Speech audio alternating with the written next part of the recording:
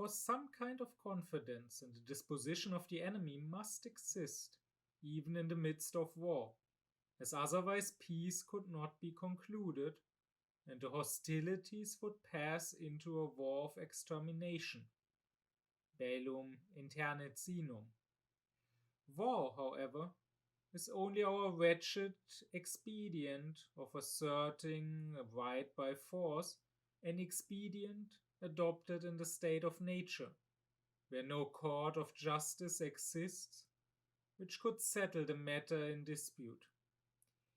In circumstances like these, neither of the two parties can be called an unjust enemy, because this form of speech presupposes a legal decision, the issue of the conflict. Just as in the case of the so-called judgments of God, decides on which side right is. Between states, however, no punitive war, bellum punitivum, is thinkable, because between them a relation of superior and inferior does not exist. Whence it follows that a war of extermination, where the process of annihilation would strike both parties at once, and all right as well, would bring about perpetual peace only in the great graveyard of the human race. Such a war, then, and therefore also the use of all means which lead to it, must be absolutely forbidden. Immanuel Kant. To Kant, war is the greatest evil that humankind is suffering from. And it is the task of all public right to end war, to create a state of justice where each is given his own, that is, each has a guarantee of his rights, of his property, and to thereby end war and create perpetual peace. There are three levels of public right to Kant. There's the state's right, that is to create perpetual peace between individuals within one state. And third, there's the cosmopolitan right, which I will address soon, which is to create perpetual peace or create the conditions for perpetual peace on the whole earth. But between those, there is the right of nations, that which nowadays would be called international law. And that is to create perpetual peace between nations, between states. And I already talked about this right of nations in two previous lectures, where I addressed how things are and how things ought to be. How they are is that even if inwardly states may be ordered by laws, there may be a rule of law and there may be civilization, outwardly we still live in a lawless jungle. There still is an anarchy between various states, between various nations, various peoples, where they can do to each other whatever they want, and therefore it is the strong that rule. And I explained that according to Kant, in the way different nations deal with one another, there is utter barbarism. Even if inwardly they might not be barbaric but civilized, outwardly towards others who don't belong to their nation, they act as cruel barbarians. And this outer barbarism, apart from causing harm, causing suffering to others, has the tendency to also come back home.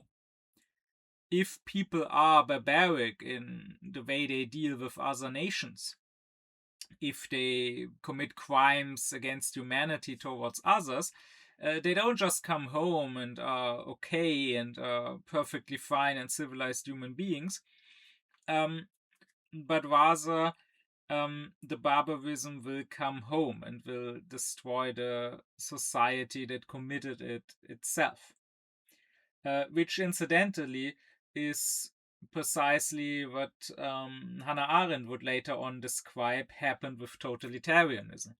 Totalitarianism, in a way, was imperialism, was the barbarism the Europeans had committed in Africa, in India, coming home, coming back to Europe. Same thing we can see in Israel, right? Where the barbarism committed in the West Bank with the judiciary reforms is brought back home. So even if we did not care about others, which of course would make us evil and immoral people, but even if we cared only for ourselves, even for our own sake, we should want an end to this barbarism, to this might makes right between states. And Kant proposes how we can achieve that. He proposes establishing international law, or a right of nations, as he would call it, jus gentium. And this international law, of course, that is to regulate the relationships between states, should be enforced in some way. So there should be a federation of nations where nations come together, agree on some contract, on some, so to say, constitution for this federation, on some basic laws about how they should deal with one another, and create some sort of court or senate of nations that can be a mediator and arbiter if conflicts do arise. And the nations within that federation would protect one another from attacks from the outside if another nation is not part of the federation. But they would also protect one another from each other. So they would enforce the rulings, the judgments of the International Court if one member refused to accept them. So this is where we are. We are in this lawless jungle where barbarism reigns. And this is where we should be. We should have a true federation of nations, not just like the UN nowadays, which is a step in the right direction as compared to the complete lawlessness of Kant's time, but which does not enforce its own laws. So largely is a paper tiger. So we have an is and we have an ought. The question is, how do we get from the one state to the other state? How do we get from A to B? And Kant does have to say something about that. To him, there is a sort of, you could say, preliminary international law, a preliminary right of nations that is laws that nations should submit themselves to voluntarily, even though they are not forced to submit to them yet, in order to eventually create a condition where they and everyone else are forced to submit to international laws. So nations should submit to some laws, even if they are not formally established and agreed upon through contract, that make it possible that in the future there may be such a contract that establishes actual laws that actually get enforced. And this also already gives us the basic principle behind all these preliminary international laws that Kant is thinking of. And that is that he says nations, as long as there's this anarchy between them, as long as there's no proper federation of nations yet, nations should act in such a manner that makes it possible for a federation of nations and therefore for perpetual peace to eventually be created. And they should refrain from such actions that hinder such an establishment of a federation of nations, that make it impossible for perpetual peace to be created. That is what we can ask of every nation, and that is also what we should demand from our politicians, by the way. Act in such a manner that contributes to, or that at least that not hinders, the eventual creation of the rule of law between nations, the eventual creation of perpetual peace. Because Kant would say that as long as you are in the state of nature, so as long as you don't have laws, war might be necessary sometimes. It might be a necessary evil, and it is not necessarily unjust, because it is the only way to solve conflicts about property. And to Kant, all the right is, at the end of the day, about what he calls the mine and yours, so about property. Let's consider the state of nature between individuals. Not between states, not between nations, but between individuals. Let's say there are two people living in a state where there's no state, no government, no laws. They both have a house, they both have a garden, and they erected a fence between their gardens. Now, of course, in this state, there could be an unjust war. Let's say one of the neighbors just tears down the fence and goes into the neighbor's garden to take the apples from the neighbor's tree. That would be a direct attack. That would be an attempt to steal. And the attacked neighbor, of course, would be justified in defending his garden. But even if both don't want to be unjust, even if both do want to respect each other's property, there could be disagreements about what is each other's property. I always go back to this example. Let's say an apple tree grows in one person's garden, but a branch grows over the fence, and now an apple falls into the other person's garden. Now, both neighbors could legitimately think that this is rightfully their apple. One neighbor says it's mine because it comes from my tree. The other neighbor says it's mine because it was in my garden.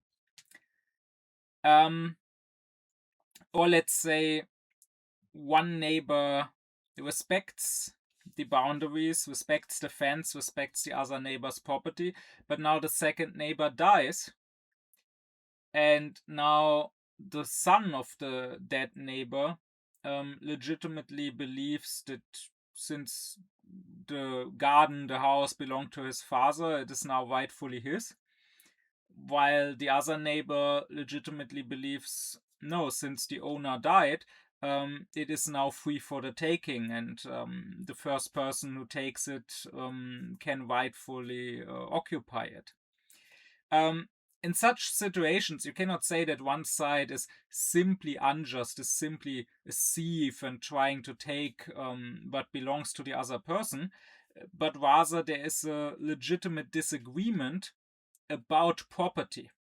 Both sides only want what is rightfully theirs. They don't want to take what is rightfully belonging to the other, but they disagree on what is rightfully theirs. And if we have a state, then we have laws that decide what happens in such cases, right? Then we have a law that says, okay, the apple belongs to the owner of the tree or to the owner of the ground or whatever. And both parties, if they have a conflict, can turn to a third neutral party, to a judge, that can resolve that conflict peacefully. That is exactly why Kant says, in order to have peace, true peace, not just a ceasefire where currently there's no fighting, but true peace, we need laws. But if we are still in the state of nature, if there are no laws and there are no judges, the only way to resolve this conflict is through war. So both neighbors have to fight for the apple. And here, not the one who is right, but the one who is stronger will eventually win and conquer the apple. But if we want to get out of this state of nature and want to get into this state where we have a rule of law, the civil state, then Kant would say, okay, it is fine to fight for the apple. That might be necessary right now because there is no judge yet.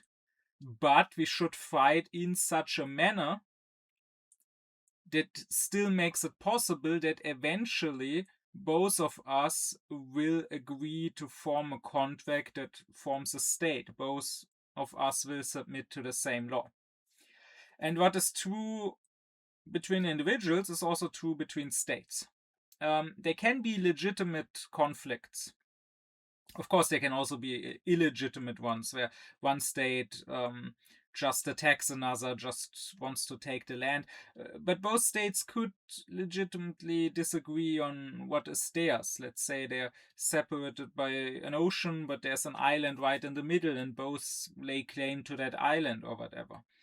In such a case, there can be a war, and that war would not be unjust as such, but they should follow certain laws in how they conduct this war. That is what it is all about.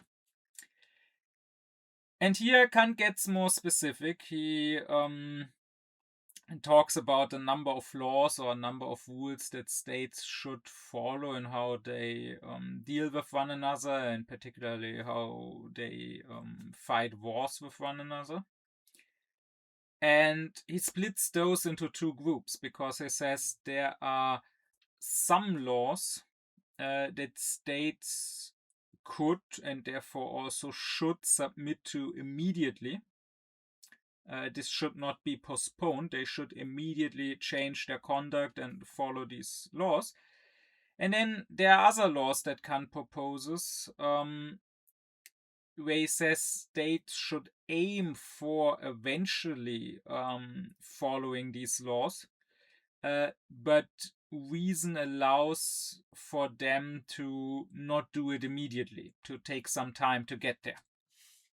Let's first start with the first group. So what should be done immediately?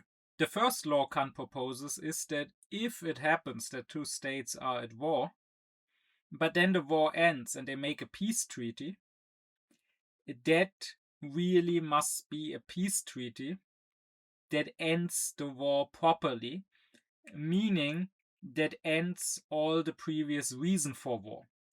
So in other words, no state should be allowed to keep a claim, for example, to another state's territory.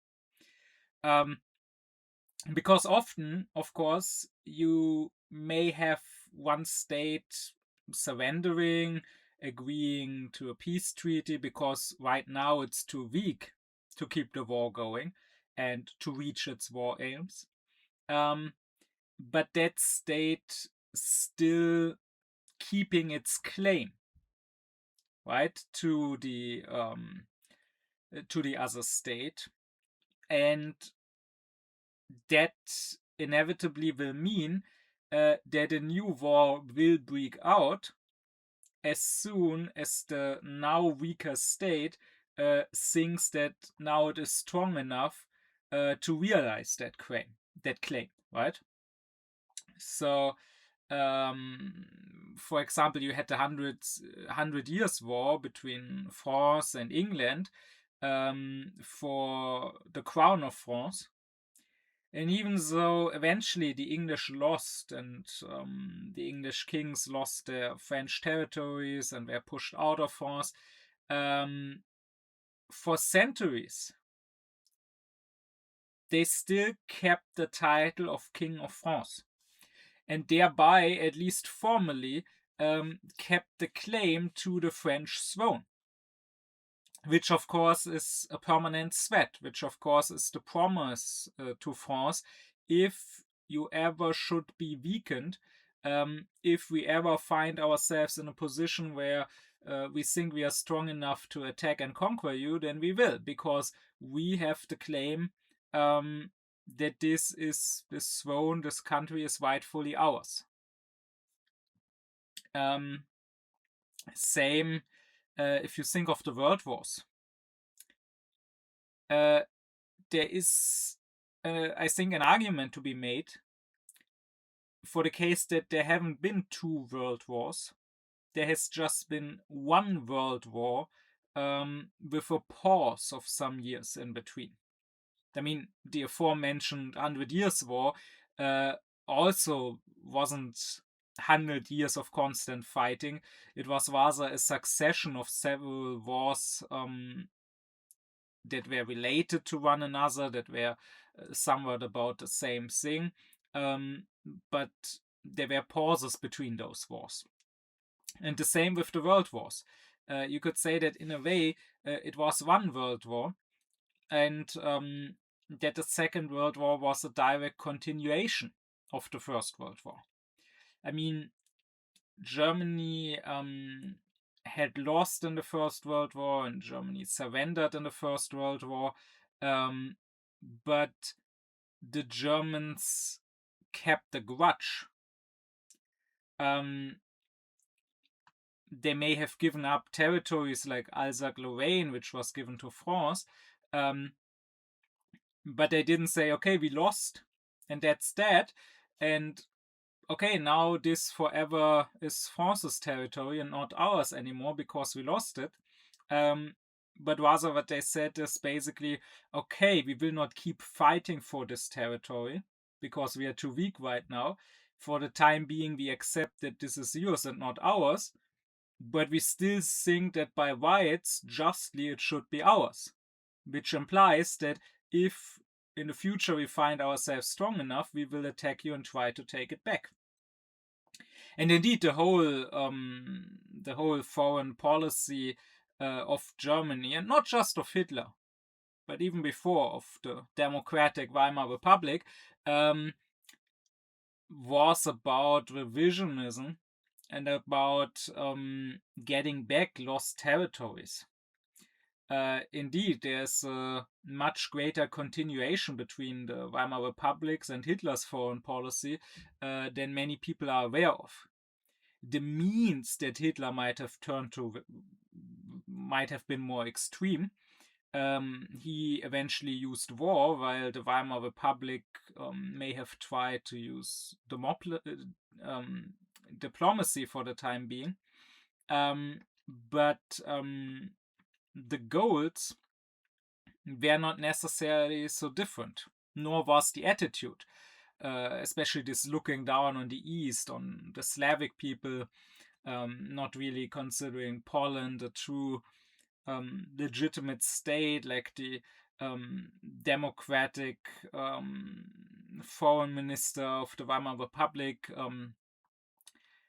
try to have agreements, to have contracts with France, with England, where they reaffirmed the western border, so the loss of Alsace-Lorraine to France, but with the goal that since this contract did not also affirm the eastern border, the territories lost to Poland, implicitly England and France would agree to making this a second-class border, and would agree to making this a border which maybe eventually in the future could be redrawn.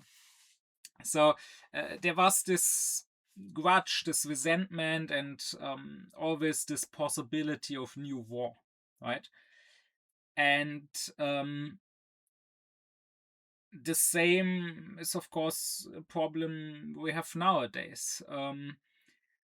If you think of Ukraine and Muscovy, it's not enough to just get to a ceasefire. It's not enough to just freeze the conflict wherever it may be right now.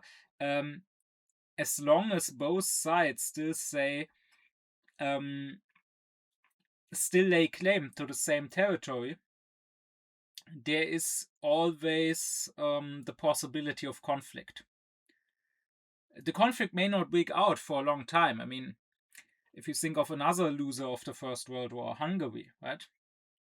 Just like Germany, Hungary lost lots of territory, and many people in Hungary still hold a grudge nowadays, over 100 years later.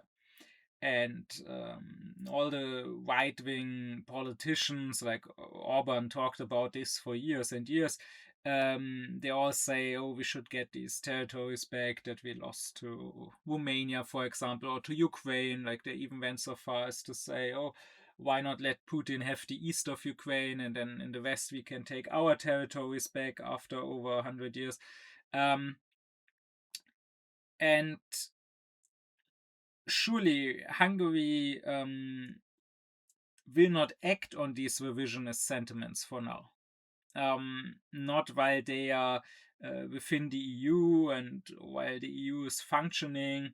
I mean, this would be completely nuts. Even a far right, even a Nazi leader like Orban will not just start a war like that. But as long as this revisionism is alive, there is the possibility, there is the danger, if a situation ever arises, like let's say a breakdown of the EU or whatever, and a leader does think this is an opportune moment to grab what we think is rightfully ours and should come back to us, then this exactly might happen. And so again, in the state of nature, if you have a conflict about the mine and yours, you might have to resolve that conflict through fighting.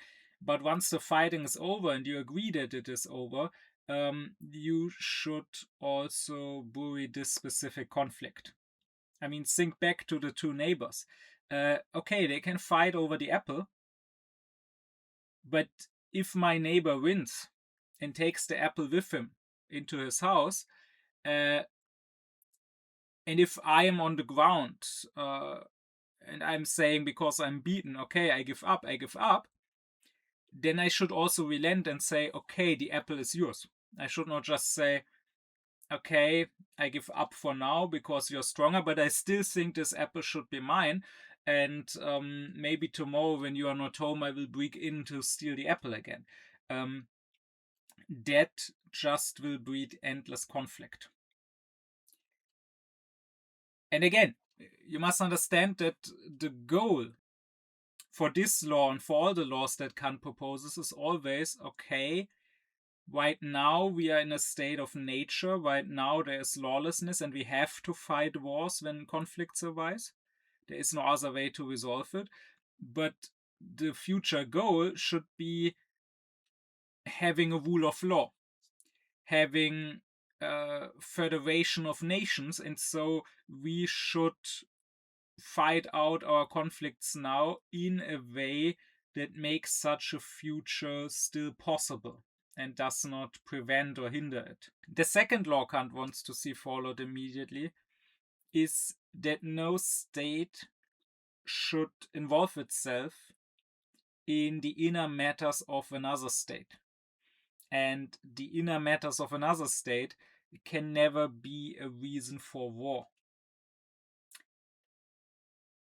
It should always only be about the mine and yours, about property, and I can only engage in war if I feel that which is rightfully mine is being threatened, is being attacked.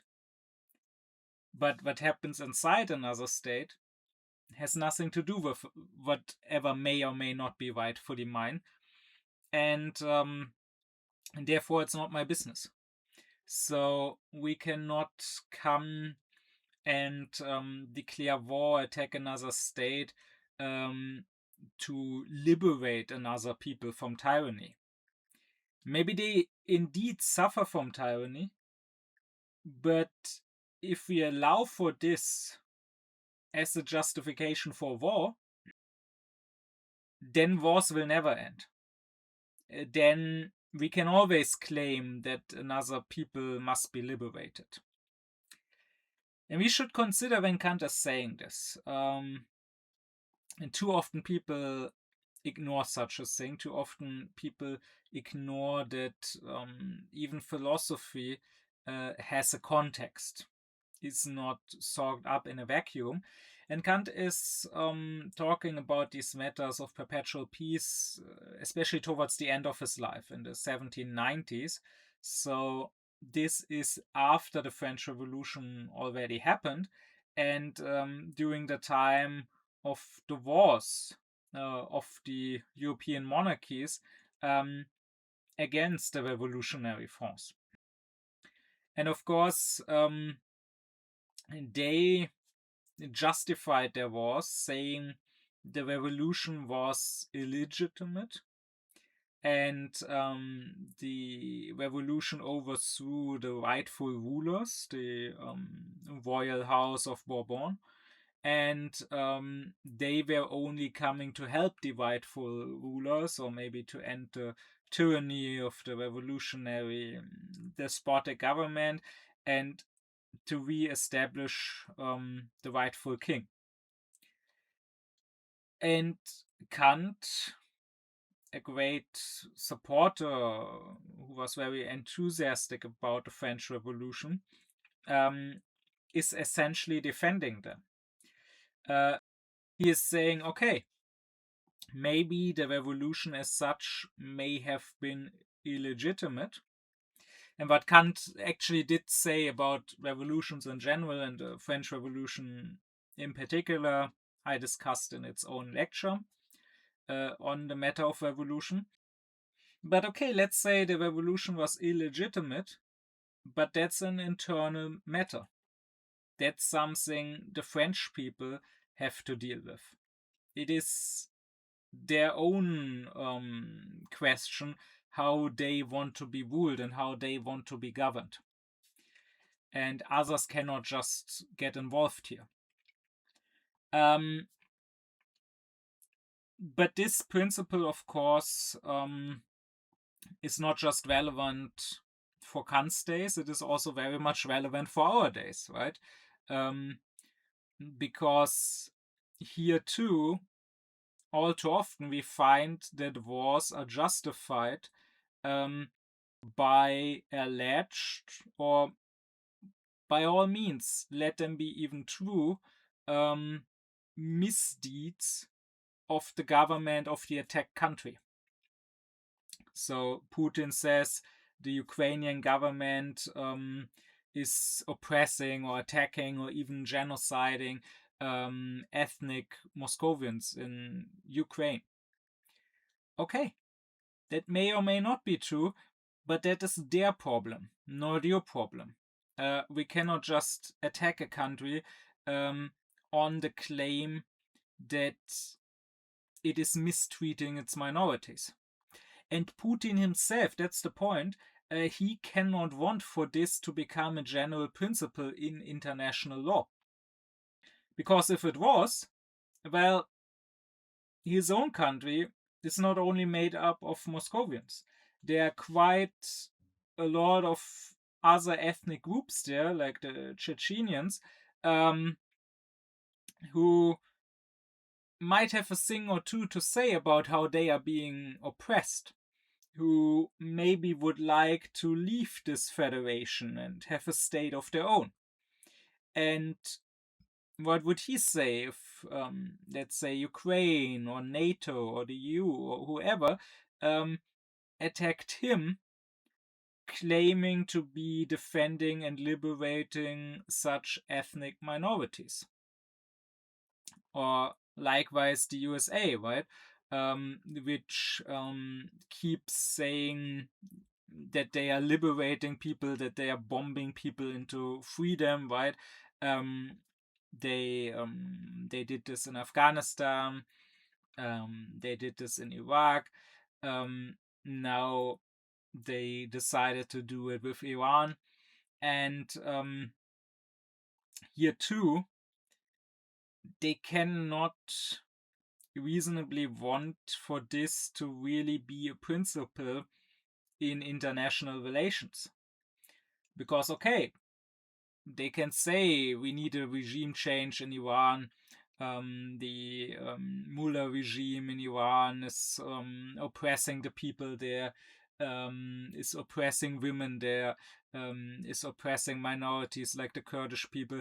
And they might have a point there, to be sure. I mean, the revolts in Iran that are breaking out every few years, they are not happening for nothing. But then again, there are also revolts in the USA, right? Like the No Kings protests. And there's also an argument to be made that the Trump regime in the US is being despotic. It's also, for example, arbitrarily killing people with ICE shooting people on the street in the middle of the day. And okay, by all means, we could maybe discuss which regime is being more despotic, but that's a difference of degree, not of principle. I mean, here I would ask you, okay, starting at which degree of despotism is foreign intervention justified? How despotic can a government get? Like, how many of its people can it arbitrarily kill? If you tell me we can't intervene if it kills 10 people, can we intervene if it kills 100 people, if it kills 1,000 people? Like, where's the limit here? Again, this is just a question of degree. No, if you say it is okay to attack Iran with the goal of regime change because the regime is despotic and tyrannical, then it would also be okay to attack the US. Then, I don't know, Canada would be justified if they were attacking the US with the explicit goal of liberating the people from Trump. And to be sure, that's not likely to happen. Canada is not going to do that, and they would not feel strong enough to do that even if they wanted to. But the point is, if you go by such a principle, then they would be justified in doing it. Then nothing is keeping them from doing it, except that they themselves don't want to do it or don't think it would be a good idea to try and do it. So, therefore, sure, in some cases, it might be, let's say, unfortunate to see a nation suffering under a despot. But still, as much as we want for these people to be free and to get justice, they have to want it and to get it for themselves. They themselves have to fight for it.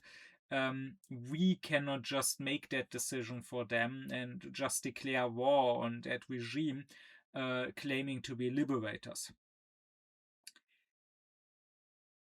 This, of course, does not mean that we simply have to accept despotic regimes and that we have to be best friends with despotic regimes.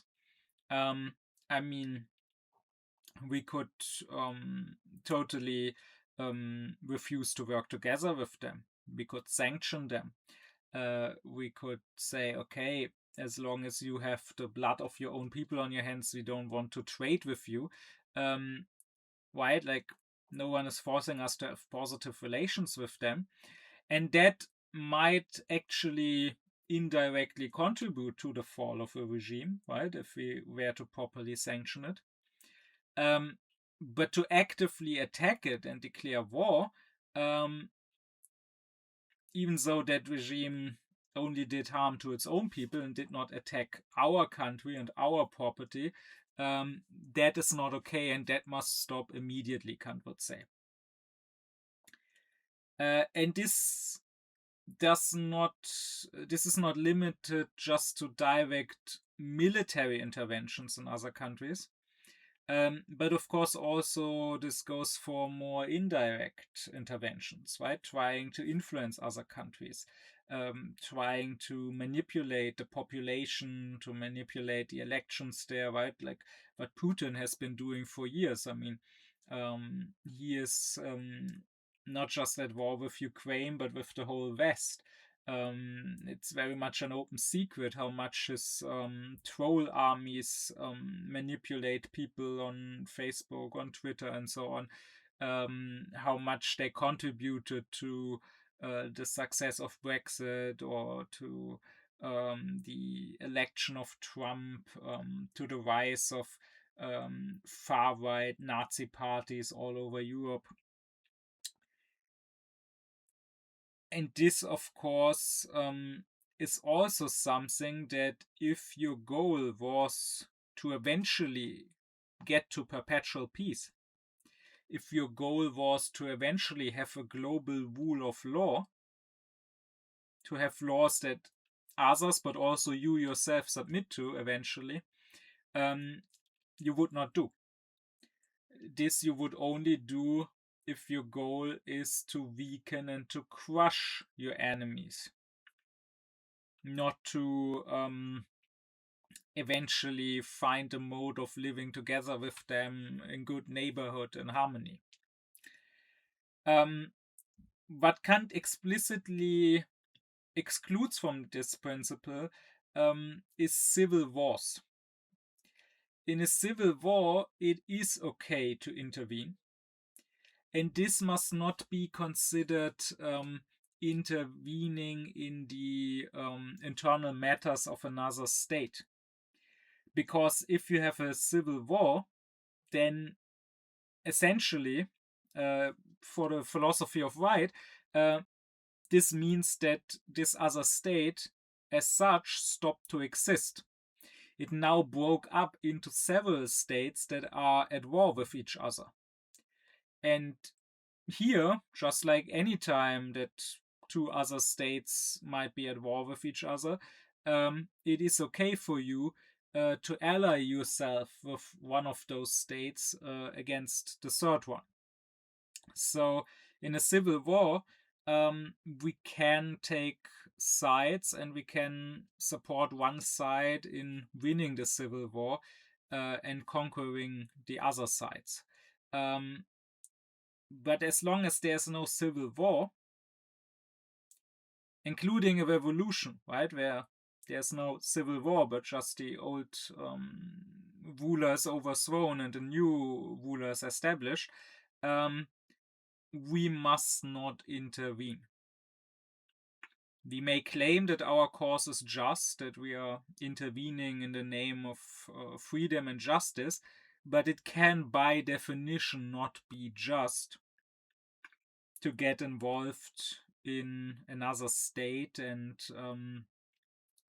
to get involved with another people's sovereignty. This second law leads us directly to the third one, and that is that if there is a conflict between states about the mine and yours, which in the state of nature, as long as there is no international rule of law, can only be resolved through war, then okay, by all means, they can resolve this conflict through war. But that should be the only aim of the war. Resolving a legal dispute in the absence of laws and of a judge that could resolve it peacefully. So states must only fight wars out of reasons that don't contradict the final aim, the final purpose of creating a federation of nations that is a federation of peace. So that means to Kant that wars are forbidden if they are wars of punishment, for example. Wars are forbidden if they are wars of revenge. Wars are forbidden if they are wars of trying to conquer and to subjugate. Wars are forbidden if they are wars of extermination. All such wars maybe in a certain situation, when you are strong enough to win them, could be useful to you, could benefit you, but that's exactly the point. Wars must not be fought for your own benefit, for your own advantage, but wars must be fought for justice, for a legitimate legal dispute that unfortunately right now cannot be resolved peacefully. Because if your end goal is peace with your neighbor, then fighting over a specific thing that you both lay claim to does not prevent that peace forever. But trying to punish or to subjugate your neighbor, to exterminate him, to get revenge against him, that will prevent that eternal peace, right? Let's think of the two neighbors again. They can fight over the apple. Eventually, one of them will win, will grab the apple for himself. That does not prevent them from next week maybe both agreeing to a contract that establishes laws between them and both leaving the state of nature together. But if one neighbor feels that he has to take revenge on the other neighbor, because the other neighbor took the apple that he thinks was rightfully his, and now because of that he burns down his garden shed, or because of that he throws a rock through the window of his house, or he beats up the child of the neighbor, or even if the neighbor feels that he wants the whole garden of the other neighbor and attacks to conquer it and tries to drive the neighbor and his family out. Or if the neighbor feels that he doesn't want to be neighbors with that other guy and he doesn't want to have further disputes over apples and therefore he tries to just kill the neighbor and his family, then it is clear that this would lead to, a sort of total war that could never end in peace. Now it's no longer about through a fight resolving a specific dispute. Now it's about completely asserting yourself and getting rid of the other, with no intention of, in some far away future at least, establishing peace between you two.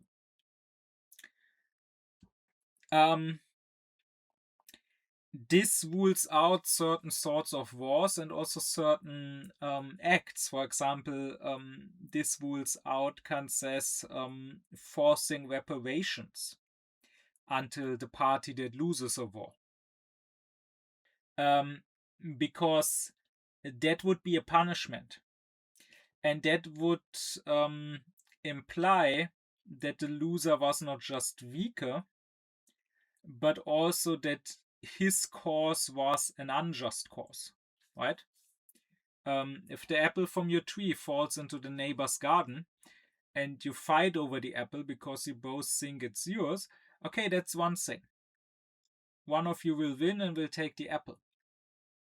But if the winner then also says, okay, and you have to compensate me for the exhaustion of fighting, or you came into my garden to fight me and while doing so you broke the fence and now you have to compensate me and rebuild my fence for me, then you are not just saying, okay, I was the stronger one in the end, so I got the apple and not you, but you are saying, okay, from the start you should not have attacked me. Your cause was wrong, was unjust, and so now you need to pay for it.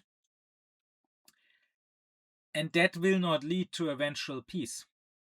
If anything, that will create grudges, that will create resentment, and it will create a reason for a new attack in the future once the side that is forced to pay such reparations feels stronger again. Right? Again, that is precisely what happened after the First World War with Germany. The winners did not just say, okay, we won, good for us, and okay, by all means, maybe we conquered some territory, like France conquered Alsace-Lorraine or whatever, but also they said, and they forced Germany in the Treaty of Versailles to agree to it, to sign that, to admit its own fault. They said that Germany alone was responsible for the First World War, which of course was not true. I mean, Germany definitely had a big responsibility, but definitely not the only responsibility. And they forced Germany to pay them reparations. And to be sure, there were a lot of double standards, and there was a lot of hypocrisy in the Germans whining about it so much, because if they had won, they would have done the same. I mean, there were concrete plans for that. And so they basically had no basis for complaining, but still, this is a large part of what made the Germans so resentful, and what eventually led to the rise of the Nazis and of Hitler, who promised to overturn this Treaty of Versailles. So Kant says, if your goal is not just your own advantage, your own benefit, of course, in that case, you can say, okay, I won. Now I'm gonna milk the loser and force him to repay me. But rather, if you really see this as a legitimate conflict over rights, where both sides have an equally justified claim, and just because you happen to be stronger doesn't mean that your cause was the more just one. And if your goal is to eventually enter a state of peace with your neighbor, you will not force reparations upon them. Likewise, this also rules out all religious wars, because Kant says, in the end, the war goal, it's about your security, right? You can say, I lay claim to this territory, these resources. I think this is rightfully mine. And when I'm threatened in what is mine by another state, when another state wants to take what I think is mine as his, okay, I fight a war over this. But the war is then meant to give me security in what is mine, to protect what is mine, and nothing else. Again, it must not be a war of extermination. But a religious war is always a war of extermination, right? Even if I don't mean to physically exterminate the people, I at least want to spiritually exterminate them, right? I want to get rid of their faith and give them a new faith. And Kant says, simply by the mere fact that another nation may have another faith, we are not threatened in what is ours, in our property. Our security is not affected by people believing something else as such. Maybe their faith is indeed wrong. Maybe they indeed will go to hell for it. Maybe we indeed have the only one true religion that leads us into heaven. But that's then their problem, not ours, right? And okay, we can feel bad for them, we can feel compassionate for them, we can want to save their souls. In that case, we can try to send missionaries, we can try to talk to them and to convince them that their faith is wrong and that they should rather convert. But saying simply because they have another, maybe the wrong faith, they constitute a threat, or simply because they have another faith, it is okay to attack them even if they don't constitute a threat, admittedly. that is not allowed, or rather it should not be allowed if, again, that is always the condition, if the end goal is perpetual peace. If that's not the end goal at all, of course, like if we are fanatics and we say, well, the end goal is not peace on earth, but is just spreading our own faith, even if it means constant war, then okay, sure, we would not follow this law that Kant proposes. But as long as the nations that live alongside each other all have at least the long-term goal to establish peace between each other, then they will, if they think about it rationally, they will fight wars maybe over border disputes or whatever, but they will not fight religious wars, because there will never be perpetual peace as long as we do that. Likewise, it would necessarily be an injustice towards a people to completely destroy their state. And therefore, this can never be a legitimate goal of war. Again, it should be about our own security.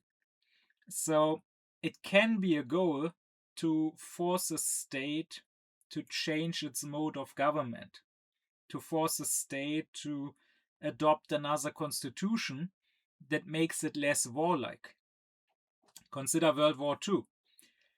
It would not have been okay if the Allied goal had been the utter destruction of Germany. I mean, such things were proposed, right?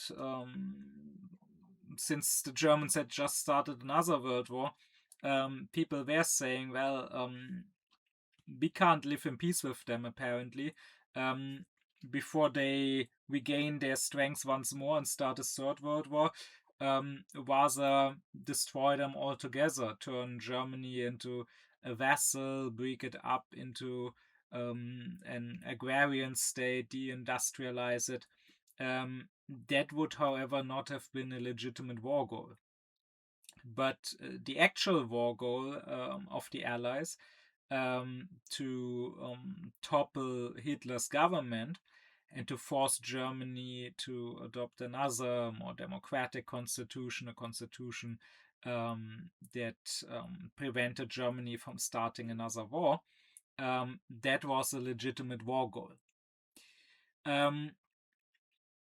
All in all, what Kant says is that if we do happen to fight wars, if it cannot be prevented at all, then at least we should consider the other side an opponent in a legal dispute that, unfortunately, since there is no rule of law, can only be resolved violently.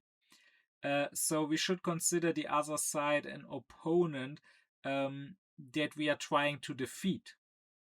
But we should not consider the other side an enemy that we hate and that we are trying to destroy. Therefore, he says, if we do fight wars, they should be fought in let's say, in an honorable manner that still recognizes the other side, the opponent, as just as human, just as legitimate as ourselves. We mustn't dehumanize or demonize the other side. We mustn't, as Kant calls it, fight the war with a hostile attitude. If you do this, like Moscow does against Ukraine, saying they are all Nazis and they are not a legitimate nation anyways, there is no such thing as a Ukrainian people, or like Israel, which does not properly recognize not just the Palestinians, but also its other neighbors, right? Like the Lebanese or even the Iranians, but which very much believes in Jewish supremacy and believes that these others are essentially just barbarians without rights, which does not deal with them on eye level. if you do that, then by definition, your cause and your war you are fighting is unjust, is illegitimate. Because again, this cannot possibly lead to perpetual peace. Maybe if you happen to be stronger, it can lead to your victory. Maybe it can lead to the destruction of your enemy. And of course, that in a way can also end wars, right? Like there nowadays are no wars anymore between European settlers in America and Native Americans, because the Native Americans, for all intents and purposes, have been exterminated. But this will not lead to peace. Peace there can only be if you consider the other side an opponent, but not an enemy that must be destroyed. And this leads Kant to also demanding that if we do fight a war, not only does it need to be fought for the right reasons and not for again, punishment or revenge or conquest or extermination, but also it must be fought with the right means. We mustn't try to win by all means possible, but rather we must refrain from using certain means or using certain weapons, because again, the end goal should not be to just destroy the enemy by all means necessary or possible. The end goal should be to eventually shake hands with the other side and eventually enter a shared law that creates peace between us. Reason, according to Kant, therefore prohibits all means of fighting a war that would lead either to the other side losing all trust in us, because if they don't trust us anymore, they have to keep fighting the war. They cannot enter a peace treaty with us, or such means that are not about winning the war, but about totally crushing and destroying the enemy. And Kant gives concrete examples. So we don't have to assume that his list is exhaustive, or that he wouldn't have come up with more examples if he lived in our time with our technology. But he does name some means of war that should not be used. For example, assassinations and also poisoning. We should fight with honor. We should fight, so to say, face to face. If we use such means as assassinations and poisonings, the opponent can never feel safe and therefore can never trust us, even if we propose making peace, because he always has to assume that maybe this peace is just a guise to send more assassins, to send more poisoners. Consider what's happening nowadays. The war of Ukraine against Muscovy is certainly the most just war there has been in a long while. Rarely are things so black and white. Rarely can you say, okay, there's a good guy, there's a bad guy. Ukraine is obviously justified in protecting its borders and in killing Moscovian soldiers that step over its borders. And this does not need necessarily destroy trust, right? Moscovians that stay in Muscovy or that go to some third country would not have to feel a danger. The message Ukraine is sending by killing the attacking soldiers is just, well, this territory is ours, and we claim the right to shoot anyone who steps onto what is ours without our permission. If you don't want to be shot, just leave our territory alone. But it doesn't stay there. They also do conduct assassinations. They conduct car bombings, like in Moscow or wherever, both of Ukrainian traitors and collaborators, but also of Moscovians, like Moscovian generals, or they try to assassinate a Moscovian intellectual that is a great propagandist for Putin. Instead, the car bomb killed his daughter. And as much as the cause of the Ukrainians is just, these means of fighting it are not just. And now, in a way, no Moscovian can feel safe anymore anywhere, in Muscovy or maybe even in other countries. And this, in a way, destroys trust. So, of course, this I would consider still a smaller matter, because it doesn't happen so often, so systematically, and at least it doesn't happen wantonly. They are still trying to target legitimate targets. They are not trying to target random Moscovian civilians, but actual people they are at war with. So, while I would still consider this a war crime that should not be committed, it is certainly a lesser war crime. On the other hand, if you think of Israel, here the case is far, far worse. Israel is, there's no other possible name for it, Israel is engaging in terrorism. Think of the pager attack in Lebanon a while back, when a bunch of pagers belonging to Hezbollah were detonated. That was a terror attack. I mean, there was no possible way, this, even if they had wanted to specifically target the right people. They just exploded the pagers wherever they happen to be right now. So if someone was amongst a bunch of people, amongst a bunch of civilians, if someone was grocery shopping right now, then okay, those civilians also got hurt. Or if the pager was lying on the table and was picked by the owner's kid, then okay, the kid was exploded.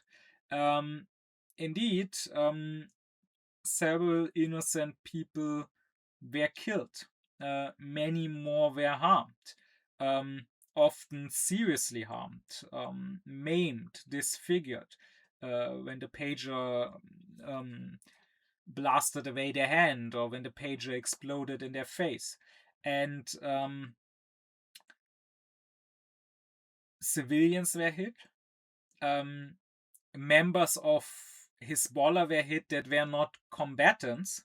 And of course, in our current international law, only combatants are a legitimate goal, are a legitimate target. You cannot target someone simply for belonging to an organization that you are at war with, right? There are many people that are members of Hezbollah, but that work some office job, or that work as nurses for Hezbollah or whatever. I mean, the ruling Likud party in Israel has many civilian members. What would they say if Hezbollah or if Hamas or if Iran attacked anyone who isn't an IGF soldier but who simply is a member of Likud? That would be declared a war crime. that would be used as an example for how evil Hezbollah or Hamas or Iran are. But when Israel does it, it's okay suddenly. And the whole thing, again, the whole thing was just a disgusting terror attack. And the only thing more disgusting is how the Western politicians, Western media, didn't in any way condemn it, but rather in many cases even celebrated it, praising the genius, praising how well planned, how clever this attack was, praising Mossad, the Israeli intelligence service, for being able to pull something like that off. And it's funny. Of course, it's not truly funny. It's funny in a cynical way. That we always hear that using double standards in regards to Israel is anti-Semitic, right? We always hear of the 3D rule, that criticism of Israel is anti-Semitic if it demonizes, delegitimizes Israel, or if it uses double standards. Now, there's a lot of things you could say about this 3D rule, starting with the fact, for example, that it was an Israeli far-right politician who originally came up with it, and we just, again, our media, our politicians and so on, just uncritically adopt it, which would be like letting one of Putin's cronies define what is Russophobic. But that aside, let's accept the 3D rule for a moment. Let's say, okay, double standards are a problem.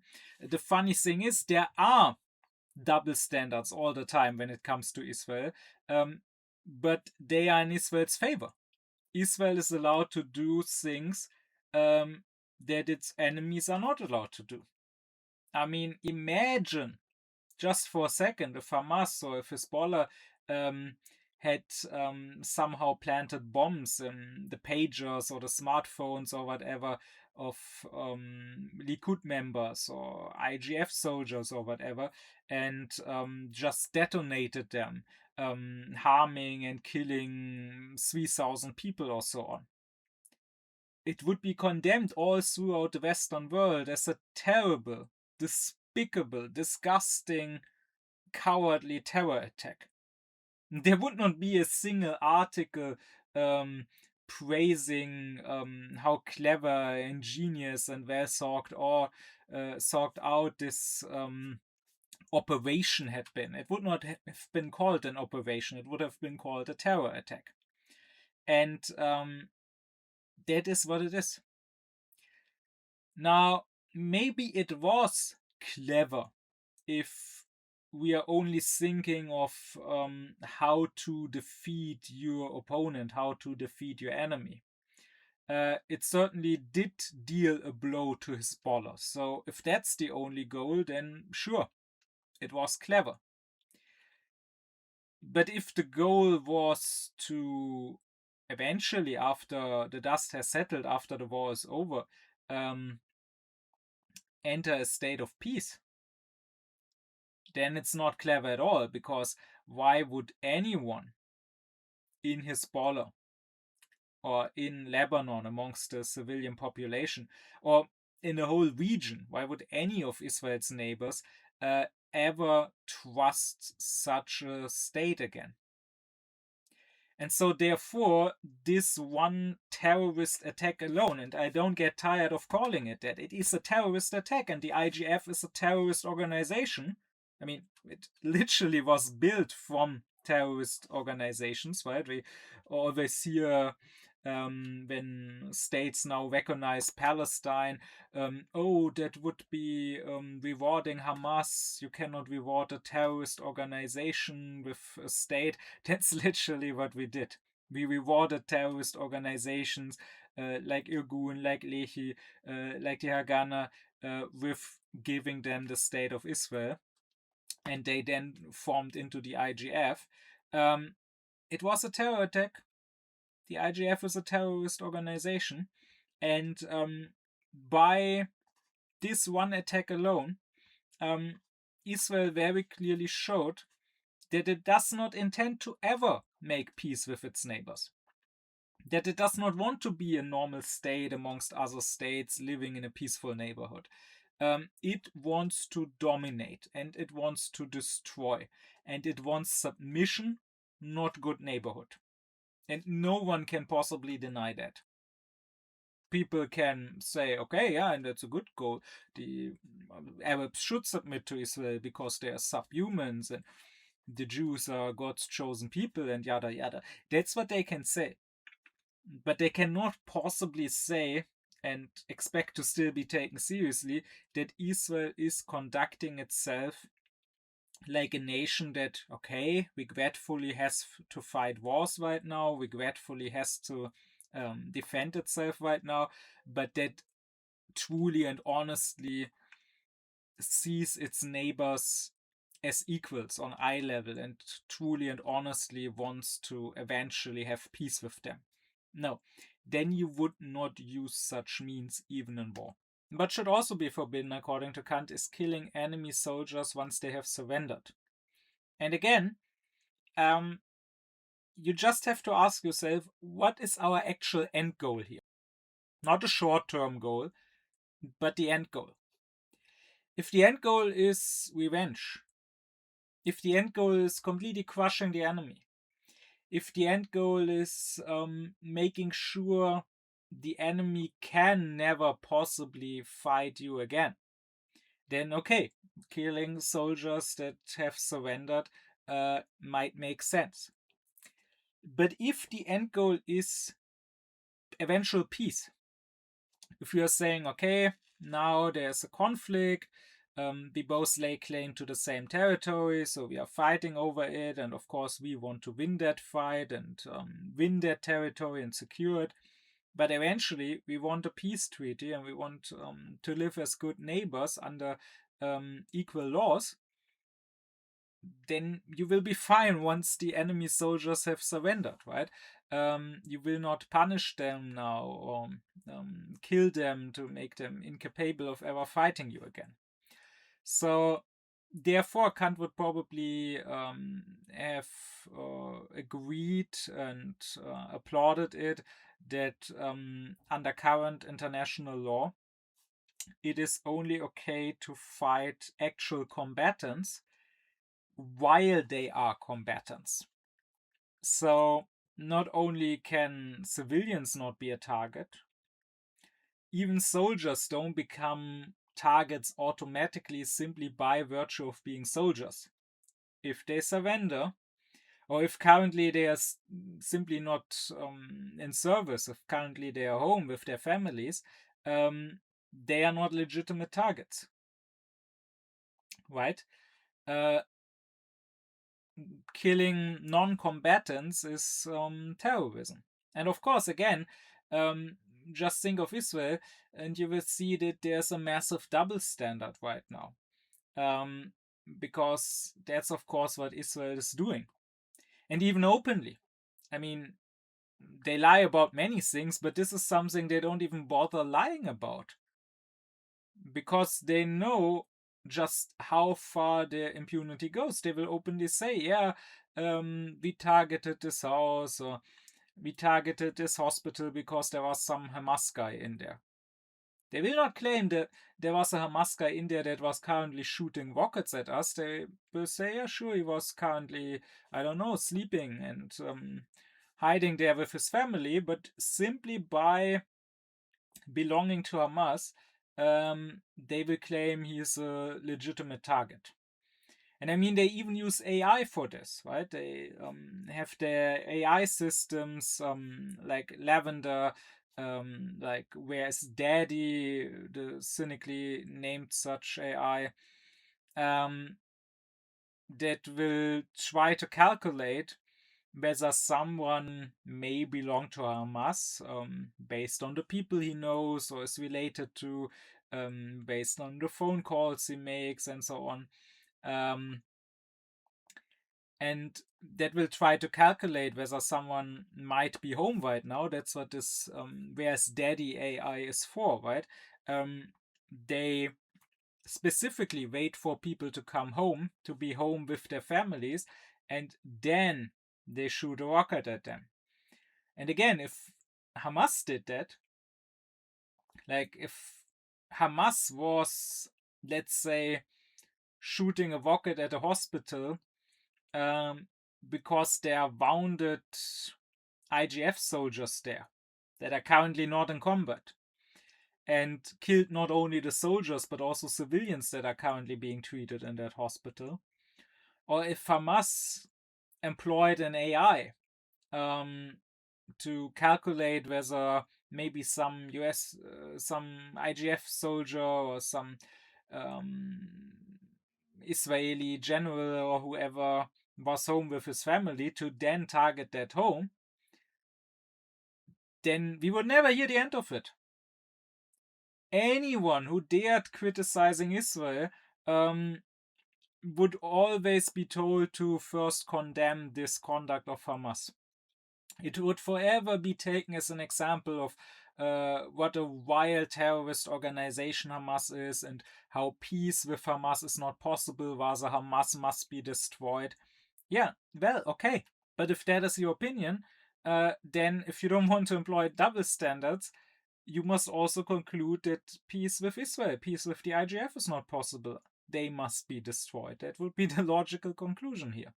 And that is indeed the message that Israel is sending to all its neighbors, certainly to the Palestinians and to everyone in the world at large.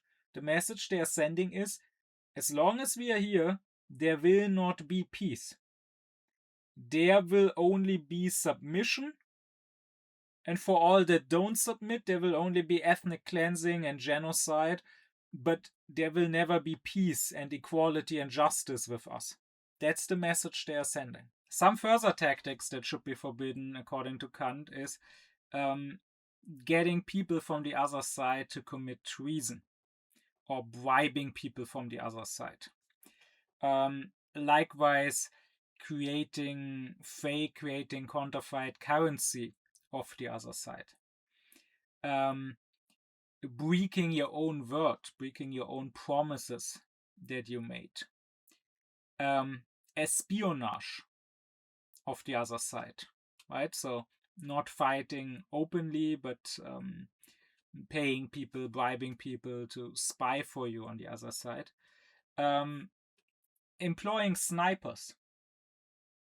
Because again, the logic behind this is that you are not fighting openly. When two armies meet each other on the field, both have a chance to kill and to be killed. You can defend yourself from your enemy. But when there's a sniper, you're just going about your business, not expecting anything. You don't see an enemy. You have no chance of defending yourself. And then suddenly, out of nowhere, you are shot. This is cowardly and deceptive and leaves the other side not even the possibility of fighting back. And therefore Kant is against it. And this is a point that might be a bit surprising nowadays, because nowadays we are not so shocked by snipers anymore. They are too much a well-known part of wars. But in Kant's time, at the end of the 18th century, snipers were still a relatively new invention, and Kant was not the only one to be shocked by this. There actually was quite a bit of moral outrage about this new thing, about this sniping. And nowadays, of course, that moral outrage is totally gone. We have completely grown used to it. And thanks to the further progress of military technology, this seems like a very small thing now. They're much more terrible even. technologies that are being employed now that are even more cowardly, even more unfair. I mean, just imagine what Kant, who was against snipers, what he would have said, how shocked and devastated he would have been if he knew that nowadays people are being murdered through drones, that the US is just flying drones to Iraq or Afghanistan or Pakistan or whatever, to kill alleged terrorists or to blow up a wedding there because maybe some guy there was a terrorist. And meanwhile, the drone pilot just sits comfortably at home in some military base or even in the US and is essentially just playing a video game. And the people targeted by the drones can do absolutely nothing to defend themselves, except maybe if they're lucky hiding, right? And now that happened already for years, and now we are even a step further because now more and more those drones are operated by AI, right? And now we are already at a stage where sometimes there's not even a person anymore choosing to push a button to shoot someone, but rather the AI is making the choice whether to shoot or not, right? The shooting happens automatically. Whether it's in drones or whether it's in fences where automatically the AI shoots at anyone coming near the fence. I mean, Israel is leading in creating such military and also surveillance and control technologies. Israel is proud of being the high-tech nation, being the startup nation. But what they won't tell you is how many of those high-tech startups are about exactly military and surveillance technology. Israel, despite being such a small country, is like the 9th or 10th biggest exporter of weapons worldwide, which of course makes perfect sense. I mean, these young hipsters creating these startups, they all come fresh from the IGF, right? They all just did their military service, and Israel can advertise its inventions as battle tested. The Palestinians are literally guinea pigs, and it's great advertisement. We control the population through these advanced AI systems and cameras and automatically shooting fences. So you can control your people through that too. And then these technologies are bought by the US and employed at the Mexican border, or they are bought by the EU to fence off against refugees and so on. And surely, since Kant already was against snipers, we can be absolutely certain that he would have condemned such a thing. Another point that Kant makes is that you mustn't use lies as a means to win your war. Again, think of Muscovy claiming that the Ukrainians are Nazis, that are somehow oppressing or even genociding ethnic Moscovians in eastern Ukraine. Or think of Israel, which of course is lying so much that you might as well listen to everything the IGF says and assume that the exact opposite is true. I mean, at this point, if the IGF speaker told me that 1 + 1 is 2, I would seriously doubt my mathematical knowledge and seriously consider that maybe it's 3. I mean, it starts with all the horror stories we heard, right? About systematic mass rapes on the 7th of October and women being penetrated with knives or having their breasts cut off. I mean,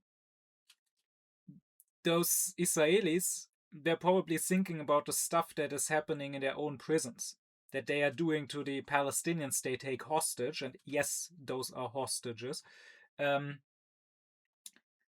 Because there, they rape people with metal rods and with fire extinguishers, or let them be raped by dogs, or rape them with their rifles, rape people to death, right? There they carve a Star of David in someone's skin, or they handcuff people so tightly that their hands later have to be amputated because the blood circulation was cut off. Or all the horror stories we heard about 40 beheaded babies. Of course, we know that it's the Israelis that love killing children. But the lies just keep going, right? All those lies about Hamas using people as human shields. What I always find funny about this is that at the same time they will say there is no uninvolved civilians in Gaza. Everyone there belongs to Hamas. So if you combine these two lies, then that means that Hamas is using itself as a human shield, which of course is absolutely ridiculous. But I mean, to this day, we have not seen any proof that in any of the dozens of hospitals and schools and mosques and churches and universities that were destroyed in Gaza,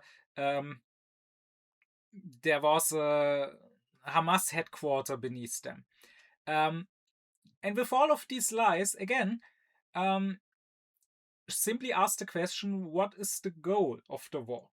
If your goal is to destroy your enemy, then sure, lying may make sense. Through those lies, you are justifying what you are doing to your enemy. But if your goal was, which obviously both in the case of Moscow and in the case of Israel is not and has never been the goal, but if your goal was to eventually, after this war, enter a state of peace, then you would not resort to lies. Likewise, the next point, Kant says civilians must never be targeted, right? So not just mustn't we target soldiers that are not being soldiers right now, that have surrendered, that are not fighting right now. We also, under no circumstances, must target the civilian population. So they mustn't be plundered, which again is something, looting is something the IGF does, right? They proudly post what spoils of war they got on social media, like they carry TVs or watches or clothes or makeup products away and gift them to their girlfriends or their sisters or whatever. But also not just looting is forbidden by reason according to Kant, but also killing of the civilian population. So when Israel employs the Dahir doctrine, so that's the doctrine named after a district of Beirut that was targeted already like 20 years ago in the then war with Lebanon. That doctrine says, okay, we are deliberately targeting the civilian population. We are trying to make them suffer with the goal of making them rise up eventually against Hezbollah in the original case. Now, 20 years ago, when the Dahir doctrine was formulated, this did not work. The people did not rise up against Hezbollah. And that apparently made Israeli generals conclude that it is a very effective tactic. And so they employed it in Gaza as well, saying, okay, we are targeting the civilian population so that it will overthrow Hamas. And since it didn't work at all in Gaza, they concluded that this tactic that has not worked against Hezbollah, that has not worked against Hamas, is the perfect tactic to employ in Iran as well. thinking that if they just make the civilians suffer enough, they will overthrow the mullahs. Which goes to show that these Israelis are not just evil, they are also stupid. Not just from the perspective of right, from the perspective of justice, not just with the goal of eventual perpetual peace in mind, is this an unlawful strategy. It's also clearly simply a tactic that doesn't work. And they seem incapable of seeing that. Or, I don't know, maybe they're just so genocidal and they just love killing civilians so much that they don't care if it works or not. But of course, this tactic is terrorism.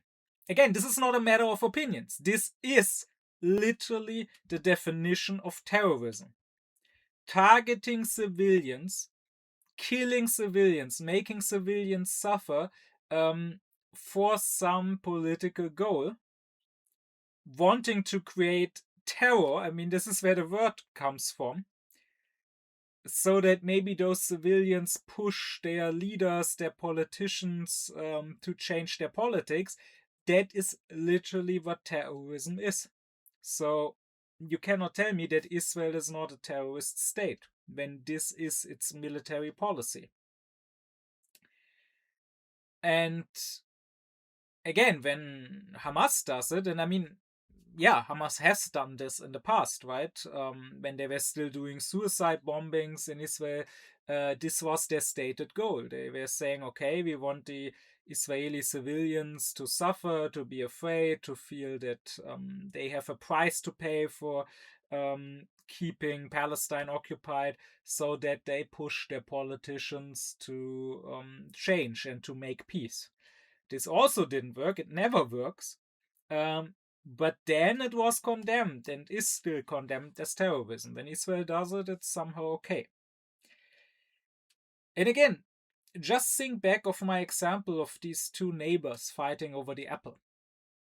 It's one thing if you both legitimately believe that the apple is rightfully yours, and if you both beat each other up till one of you comes out as the winner and takes the apple. But here you can still make peace another day. You can still say another day, okay, I won the apple, but I acknowledge that you had just as much reason as me to believe the apple is rightfully yours. So this doesn't happen in the future anymore. Let's form a state. Let's create laws that tell us to whom the apple rightfully belongs. But imagine, on the other hand, if one of the two guys started terrorizing the family of his neighbor, started attacking his neighbor's wife and children with the goal of making them turn against their husband and father and making them give up the apple. Again, this would probably be stupid because it would probably not work. It would probably bring the family closer together. It would probably make the wife and children hate you too and support their husband and father in fighting you.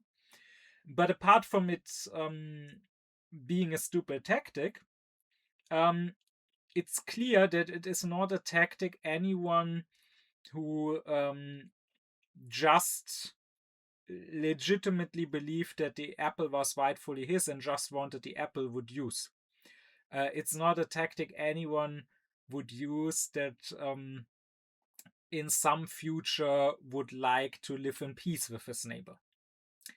And so Kant says, if you kill civilians, it is always murder. He stresses that wars cannot rightfully be fought against civilians. They cannot rightfully be fought against people, against populations, against citizens. They can only be fought against states. So that's also why he says, okay, in war, if you win, either you change the other state's government, the other state's constitution, so that the state has new laws that prevent it from attacking you again, or you conquer that state, you make the whole territory yours. But in the second case, you are not allowed to drive the original inhabitants away, so there can be no ethnic cleansing, and you are also not allowed to exterminate them. Rather, if you take a territory, since your war was with the state, not with its people, these people are now your people, and you are obliged to treat them as fully fledged citizens of your own state. You have to give them all the rights that your own citizens enjoy. They cannot be a subjugated people. They cannot be a slave population. They cannot be second-class citizens. If you conquer someone, and you conquer them for good, you don't just occupy their territory during the war to then give it back, but rather you actually conquer their territory, then you must also treat it as your territory. Not as loot, not as something you conquered, but as a proper part of your state. So again, you can think here of Israel, right? If Israel really does not want a two-state solution, which they have said again and again that they don't want that, they don't want a Palestinian state, they want all the land between the river and the sea to be theirs. And let's be real, they destroyed any possibility for a two-state solution there ever was, with the close to 1 million settlers that already colonized the West Bank, all the infrastructure they built there and so on. Okay, fine. Kant would probably say they can have all the land between the river and the sea, but under the condition that 7 million Palestinians living there must be given full citizenship and full equal rights. I mean, we already have a one-state reality. There is effectively only one state. The West Bank and Gaza and Jerusalem are effectively already annexed. I mean, the only thing that's missing is literally a stamp. It's literally Israel saying, okay, now this is officially ours. Which, of course, so far they haven't been done, because then they would make the apartheid official. But if all that is lacking to make something official is that it be made official, then for all intents and purposes, it is already real, right? Just like two people that love each other, that live together, that form a family together, are married, even if they never bother to get a marriage certificate, they, for all intents and purposes, are a proper married couple. Just like that, there is a one-state reality. Israel controls all the land, and this could be legitimate if they just gave the Palestinians equal rights. But of course, that would then create a state where half of the population is not Jewish, and so that state could not possibly be a Jewish state, so they are not going to do that. But anyways, these are the three demands that Kant makes, that states, if only they wanted to, and if only they were truly interested in peace, could fulfill right away. First, when you enter war, when you make a peace treaty, it should truly end the war. Meaning, there should be no grievances, there should be no claims left. You should give up every claim, and you should agree that as things are now at the end of this war, like as the borders are now, so they shall be for eternity, so you will forever accept them. Second, do not involve yourself in the inner affairs of another state. Do not attack another state just because you say, maybe even with good reason, that its government is illegitimate or is oppressing its people or whatever. That is an internal affair. That is not your business. Your business is only your own security. And third, if you must fight a war, only fight it in a way that doesn't make eventual peace impossible. So only fight wars for reasons and also with means that leave room for eventual peace, for eventual conciliation. Don't do something that would either completely destroy the trust others have in you, or actually that is aimed at completely destroying and exterminating your enemy. Apart from these, Kant also makes 3 more demands where he acknowledges that they cannot be fulfilled immediately. And so he's just saying that it should be the goal of politics to eventually get there. He's not demanding that from one day to the next, states just have to do this. These demands are, first of all, a state should not be treated as an item. I gave a previous lecture about the different legal relations, legal categories that there are according to Kant, and he essentially says that everything that exists from the perspective of right must either be an item that can be owned, like lifeless objects or even plants or animals, or a person that has rights of their own. The state, however, should not be considered an item. It's also, of course, not a person properly. The state is neither. It's not a thing that has a legal relation as such. Rather, it is itself the legal relations. It is that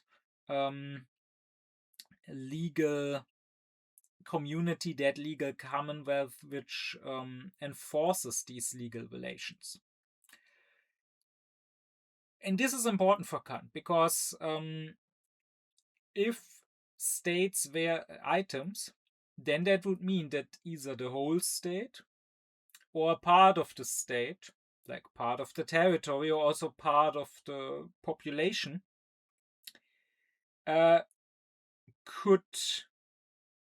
it would mean that the state could be owned, and therefore that the state or parts of it could be inherited, could be sold and bought, could be exchanged for something else, or even could be gifted. And all this, he says, mustn't be. The state must be integral and sacred as it is, and mustn't be treated like a piece of property that is privately owned, let's say, by the sovereign king. This remark was important, especially in Kant's time, because if you consider the 18th century, the wars in Europe in the 18th century, then you will find that a big number of these wars were wars of succession, right? You have the Spanish War of Succession as the biggest one. You have the Bavarian War of Succession and so on. So wars that broke out because of the opinion that states can be inherited. So the royal line of some state ended, and then different monarchs of other states said that they had a legitimate claim to that state because they were, I don't know, the cousin twice removed to the last prince of that state, or their mother had been the aunt of that last prince or whatever.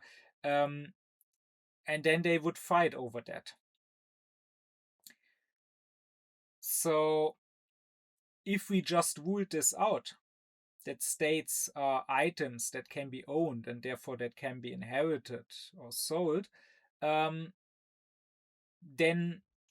these reasons for wars again, that were main reason for war in Kant's century, would cease to exist, right? Then, if the royal line of a state died out, it would be left to that state itself, to its people, to its government, to choose what to do now, to choose whether to turn itself into a proper republic, or to choose whether to get a new monarch and whom. Like, they could invite someone then, but the state would not automatically pass to someone else, like any other item that is inherited by the heir of whoever owned it previously. Of course, nowadays we have less monarchies, and we have no more wars of succession, so this part seems less relevant to our days. But of course, recently it has gained new relevance, because nowadays, okay, states maybe don't get inherited anymore, but we have started talking about selling states or parts of states again, right? With Trump laying claim to Greenland and proposing to buy Greenland from Denmark. And here we can see how this can lead to war. So if there was an international law that said from the start, no, a state and its borders are sacred, and they are not owned by their government or by their ruler, so therefore they cannot be sold. Even if both sides wanted to sell that and to buy that territory, it would still not be allowed. Then there would be no grounds for war, right? The same we got in Israel, where after the fall of the Syrian despot Assad, it has been proposed that the Golan Heights, which Israel has been illegally occupied and annexed from Syria, I mean, the just thing would have been to give them back, right? And even before that, it was illegal to occupy them, but especially now, Israel could have said, if it was at all interested in peace with its neighbors and in just relationships with its neighbors, it could have said, okay, let's have a fresh start. We were enemies under your previous despot, but now he is overthrown. And now you have a new government. We are extending our hand in peace, and as a sign of goodwill, we are offering to return the Golan Heights. They could have done that, but of course they would never do that. Not once ever in the history of Israel or in the history of Zionism have the Zionists voluntarily given any territory back that they conquered. If they ever gave anything back, like southern Lebanon or like the Sinai Peninsula, it was because of international and especially American pressure. It was because they were forced to, but never because of goodwill or because they wanted peace. You can go to the lecture I gave on Hannah Arendt's concept of totalitarianism and how it applies to Israel. There I explained that further. Totalitarianism wants to always expand and expand and expand, and it does so driven by an ideology. And so the Zionist ideology necessarily drives the Zionists to always expand. And if they are not stopped, if a bigger power doesn't put down its foot, they will not stop. But anyways, it has been proposed that the new Syrian government lets Israel have the Golan Heights, and Israel simply pays for them, buying them from Syria. And here Kant would say that's not how it can work. We cannot allow that a state in a war conquers a territory, illegally occupies them, and then later buys those territories, and thereby the illegal occupation and annexation retroactively becomes legal. If we allowed for that once, then now any state could just conquer other territories and say, oh, If anyone ever gives us shit for it, we can still pay some money for it later at some point further down the line. No, we must agree that states are not items, and therefore their borders must stay as they are. And for Kant, it's not just about the land, about the territory, it's also about the people. This again is something that maybe applies more to his own time than to our time, because in his time, princes in Europe, especially in Germany, would still rent out or sell their own people to other powers. Right? There were, in this age of absolutism, there were many smaller princes in Germany, especially famously in Hesse, for example, the Land Count of Hesse, who wanted to live the lavish lifestyle of an absolute monarch, who wanted to build palaces just like the King of France did in Versailles. And of course, they only had a small, poor territory. So what they did is just rent out their people, right?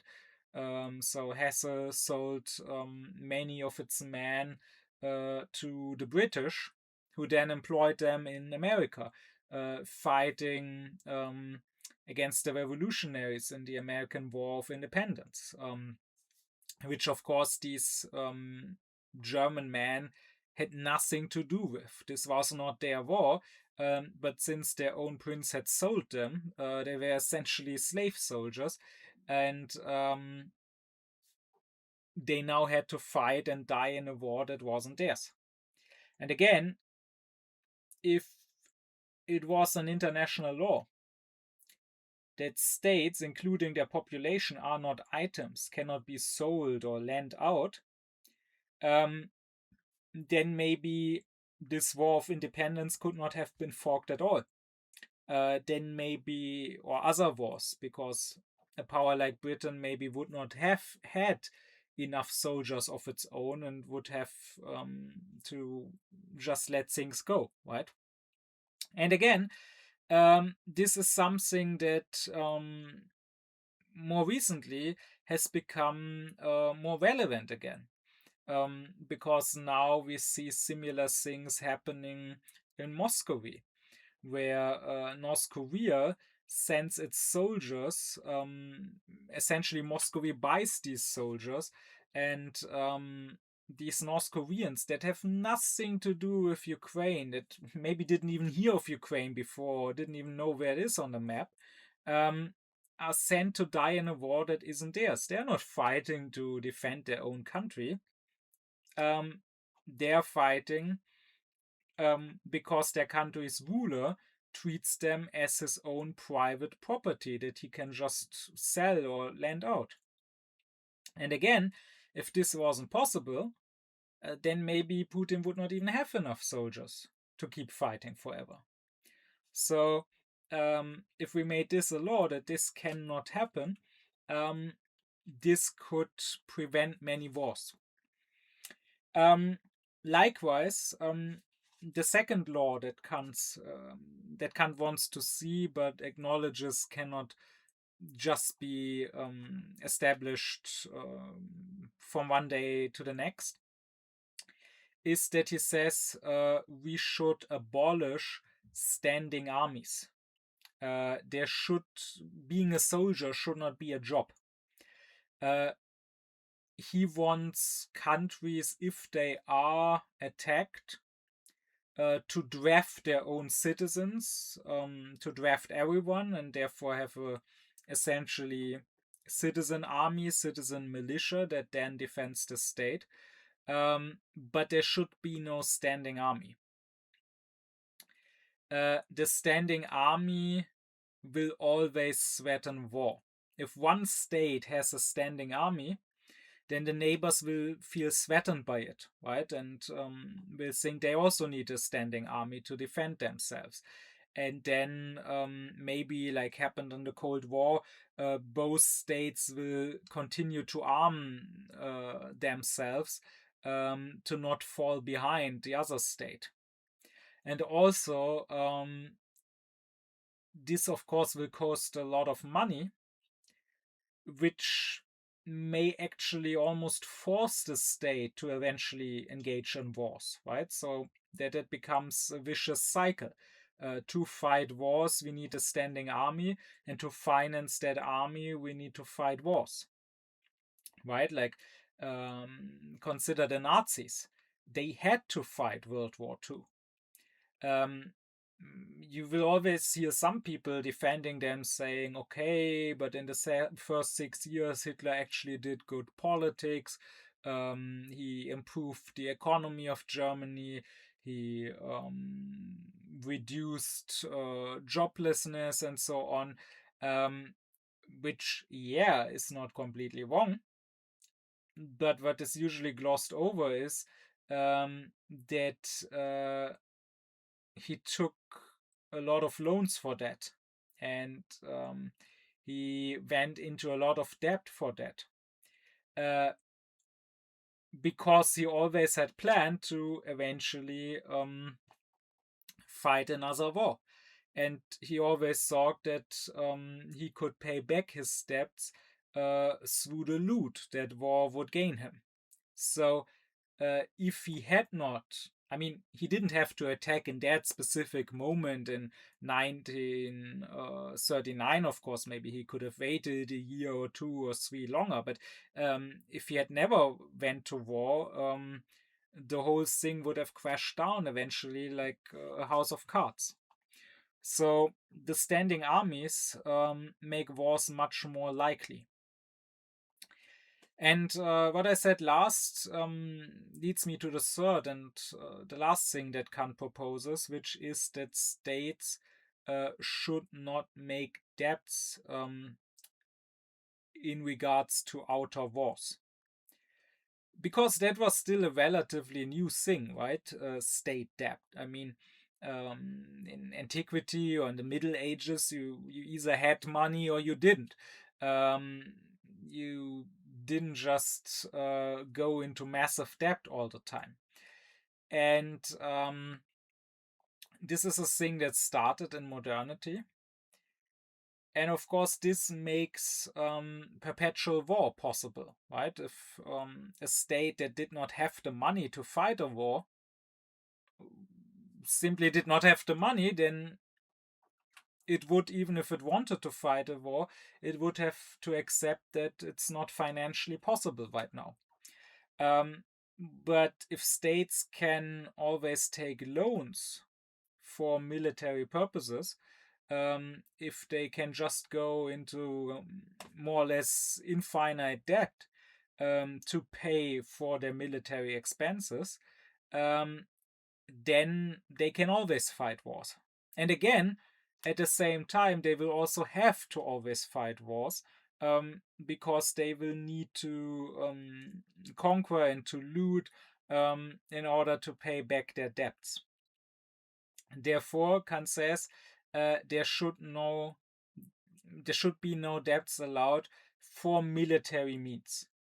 He does not talk about debts for other, like, civilian projects, but for military purposes, states should only spend the money that they have, and should not be allowed, or should not allow themselves to spend money that they don't actually even have.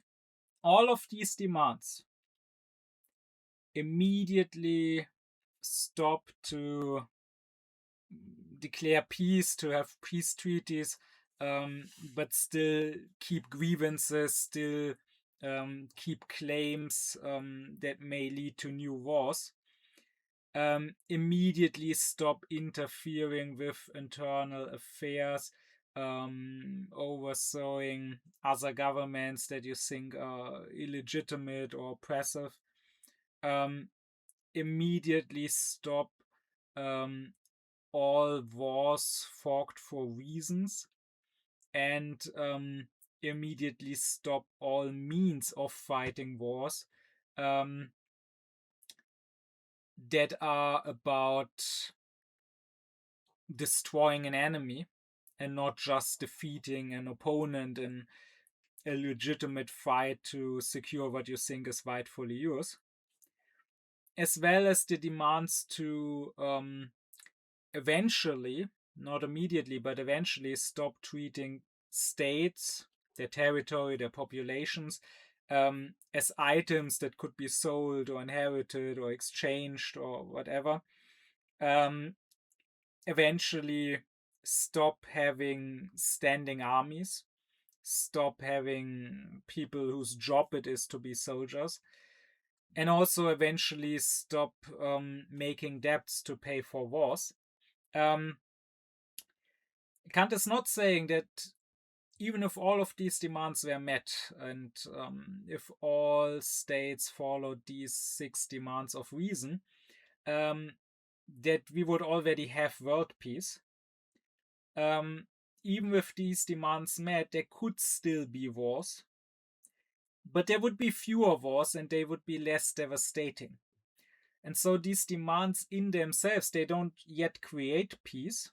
What creates peace, I already discussed in my previous lecture. It is the Federation of Nations. But they are necessary preliminary conditions to make peace, to make such a Federation of Nations possible. And they all aim to abolish as many reasons and as many means of fighting wars as possible, and to establish as much trust as is possible in this lawless anarchy, in this state of nature. And I mean, trust is needed to eventually leave this state of nature, to especially agree on a contract with one another. And of course, when it comes to such things as international laws that establish certain rules for how wars are fought, you will often hear criticism of that. And you will hear such criticism of such laws and conventions, like the Geneva Convention, for example, coming from 2 very different sides, from the cynics and from the idealists. The cynics will say, why should there be rules for war? If we fight war, we want to win it. Why should we voluntarily let go of a possible advantage that might help us win? And why should we trust that our enemy does so? Why should we not take any advantage we have at our disposal? So if there's war, let's fight it as a total war. Let's crush our enemy. That is the smartest thing to do. And on the other hand,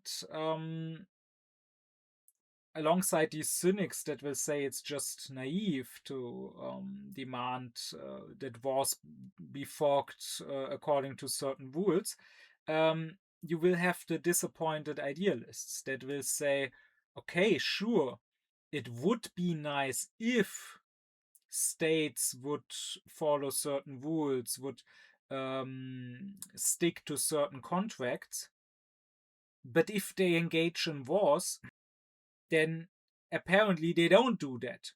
So why should they, in this war, which already is an injustice, still try to act in a just manner?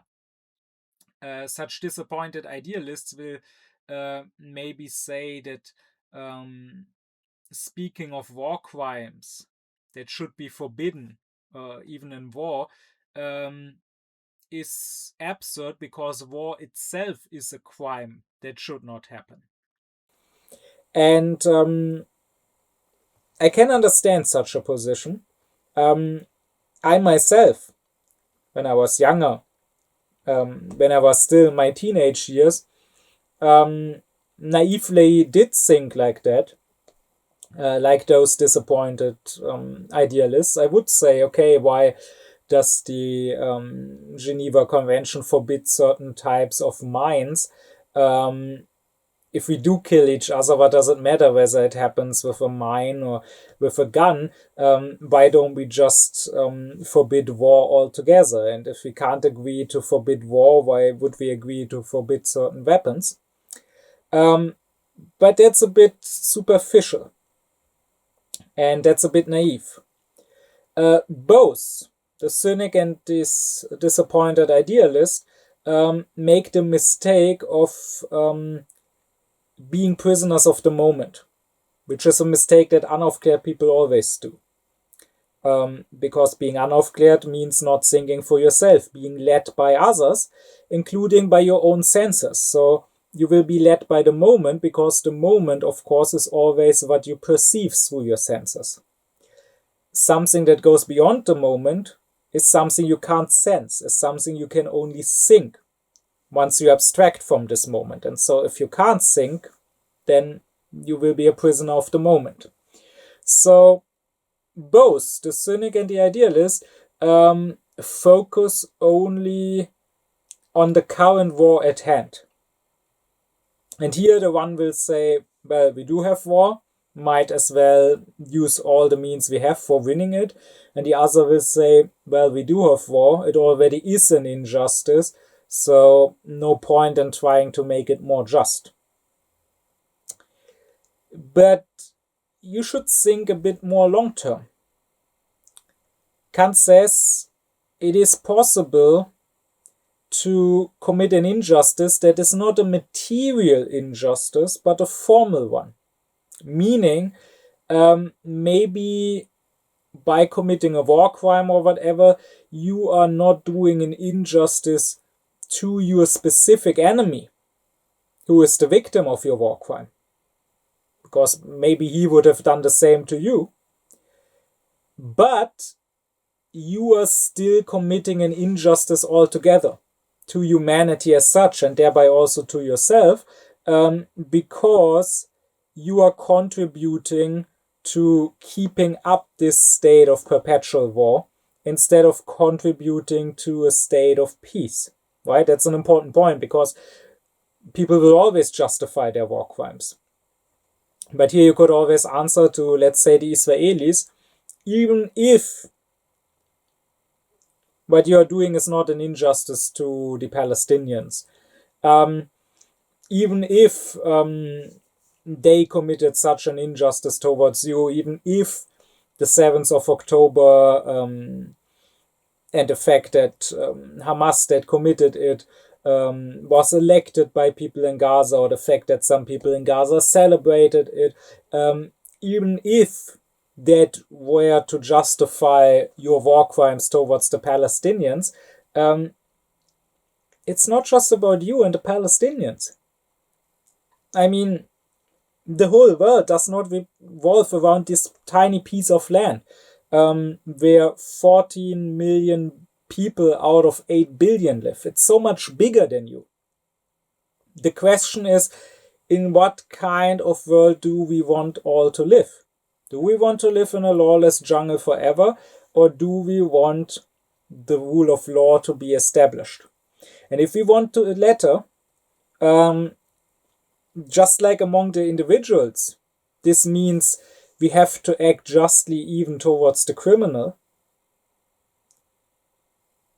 It means the same amongst nations.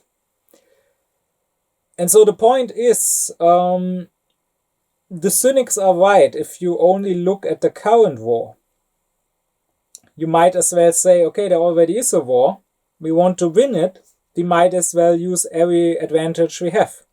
So we might as well conduct a total war and crush our enemy with all means we have at our disposal. This is tactically smart. But strategically, it is stupid. Even if it does work against this one enemy, you might have other enemies in the future. And you just created a world where it is more likely that you are crushed, right? So consider Kant is saying that we mustn't fight wars with deception, with lies, and so on. one thing that is now forbidden, that is now considered a war crime in our current international law, and Kant would certainly agree with that, is false surrender, right? Because imagine you pretend to surrender and you use the white flag to not be attacked and to be admitted to the enemy's war camp or into the enemy's castle or whatever, pretending to want to negotiate the terms of surrender. But then instead of negotiators, you are sending assassins under the white flag to kill the enemy leaders. Then, yes, for the moment, this is a smart tactic. Maybe through this tactic, you, in one big swoop, without losing any men, win the battle or even win the war. But if we are thinking long term and strategically, it's not very smart. Because what if in the future you're fighting again, either against the same enemy, or maybe you crush this enemy altogether, but in the future you're fighting against someone else who knows how you fought your last war. Maybe you got a reputation for what you did. And maybe this time you want to surrender for real. Maybe this time things are not looking so good for you. So you are waving the white flag. But now your enemy, knowing that last time you did it, it was just deception, will not believe you. Maybe actually your enemy would also like to make peace, right? Like maybe you attacked and the enemy never wanted to have a war and just fought back and defended itself. Or maybe the war is taking a high toll on the enemy too. Maybe they would actually like to make peace and to negotiate.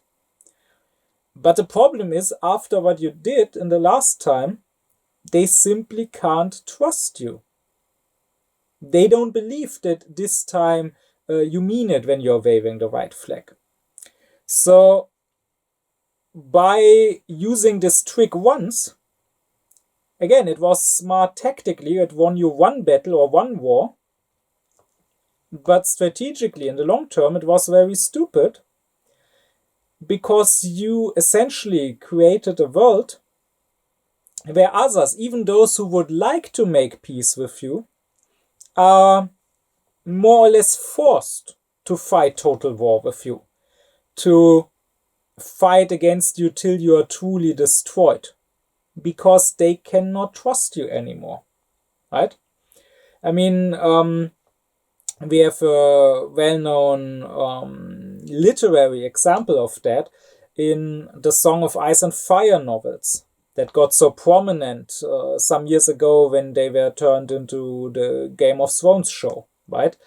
There you have a medieval fantasy world where the laws of hospitality are considered holy and protected by the gods. So if you take someone in as your guest and you let him eat from your bread and salt,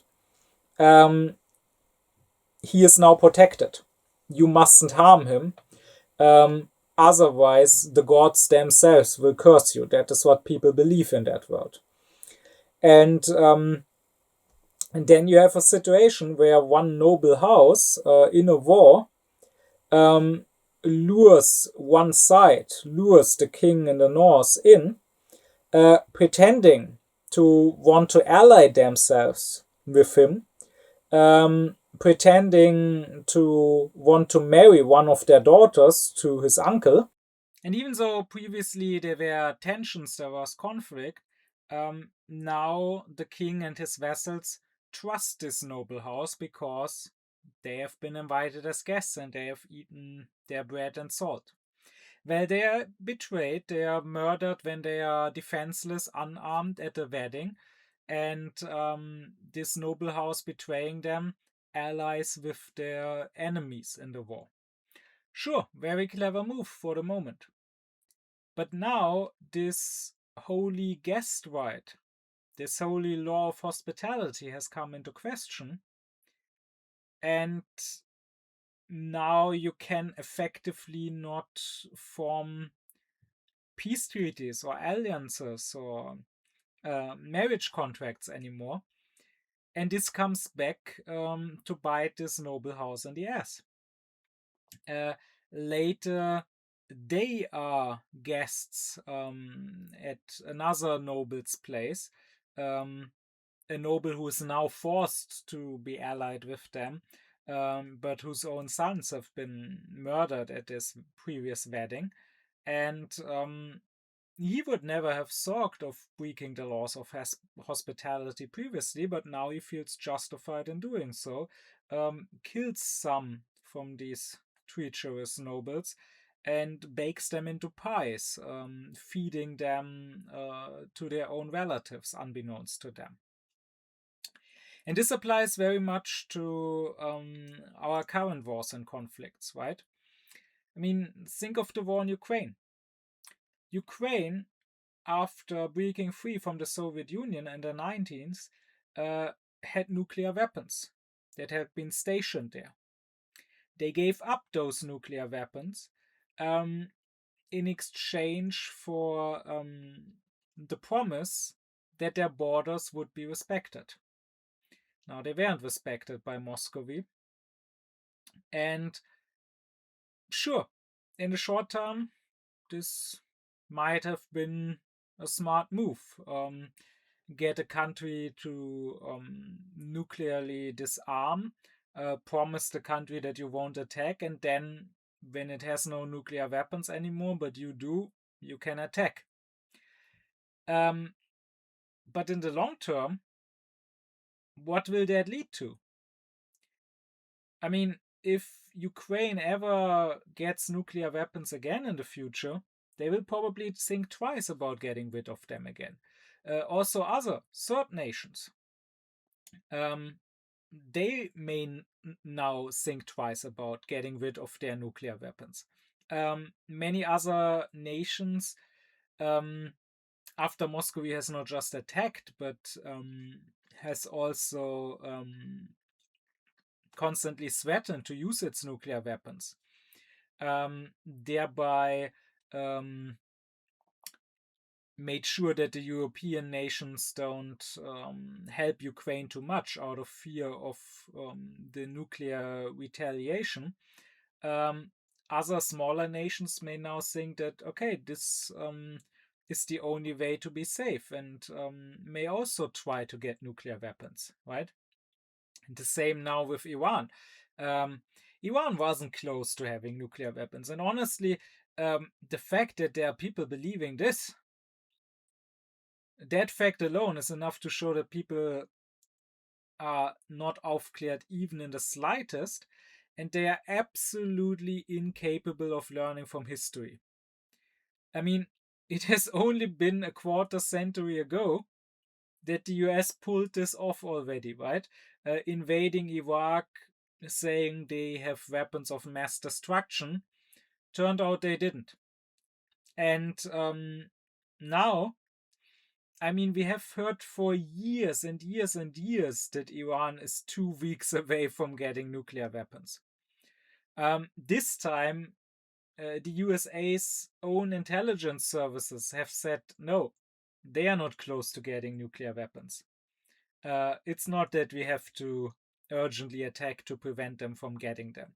I mean, let's leave aside the question, why shouldn't Iran be allowed to have nuclear weapons when the US and Israel are allowed to have them?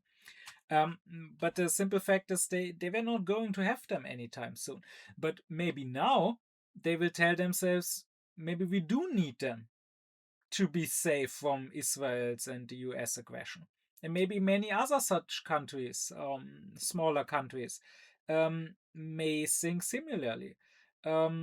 What Moscow or also the US are doing is contributing to a world where maybe more countries will get nuclear weapons, and maybe less countries will be willing to ever get rid of theirs. So, in the long term, this makes nuclear war much more likely. And this is not something that anyone can rationally want, right? likewise, what's happening in Palestine. I mean, sure, you can also say that for Hamas. You can say that it's one thing to attack combatants, to attack soldiers. This is even allowed under international law, right? And we cannot stress this enough because we constantly heard about Israel's right to self-defense, which does not exist, right? Israel's right to self-defense is exactly the same thing as a unicorn. You can talk about it, you can imagine it, but you have to acknowledge the fact that it simply does not exist in this world. International law is clear. Countries have a right of self-defense when they are attacked by other countries. But occupying powers have no right of self-defense against the occupied. If in the occupied Ukrainian territories partisans would attack Muscovy, even Moscovian civilians, even if they were to commit a war crime, and Muscovy would react by bombing Mariupol, no one would say, yeah, sure, they have a right to self-defense. No, they have a right to fuck off out of Ukraine. And then they also won't be attacked anymore. Or rather, if they are attacked afterwards, okay, then we can talk about their right of self-defense. And likewise, Israel has a right to fuck out of Palestine. And then we can talk about, if the Palestinians afterwards still attack them, about their right of self-defense. But anyway, so the Palestinians actually do have a right to armed resistance. Unlike the right of defending yourself against those that you occupy and oppress, that is a right that really exists in international law. But they only have a right of armed resistance against combatants, not against civilians. So, to be sure, war crimes were committed on the 7th of October and also in previous accessions.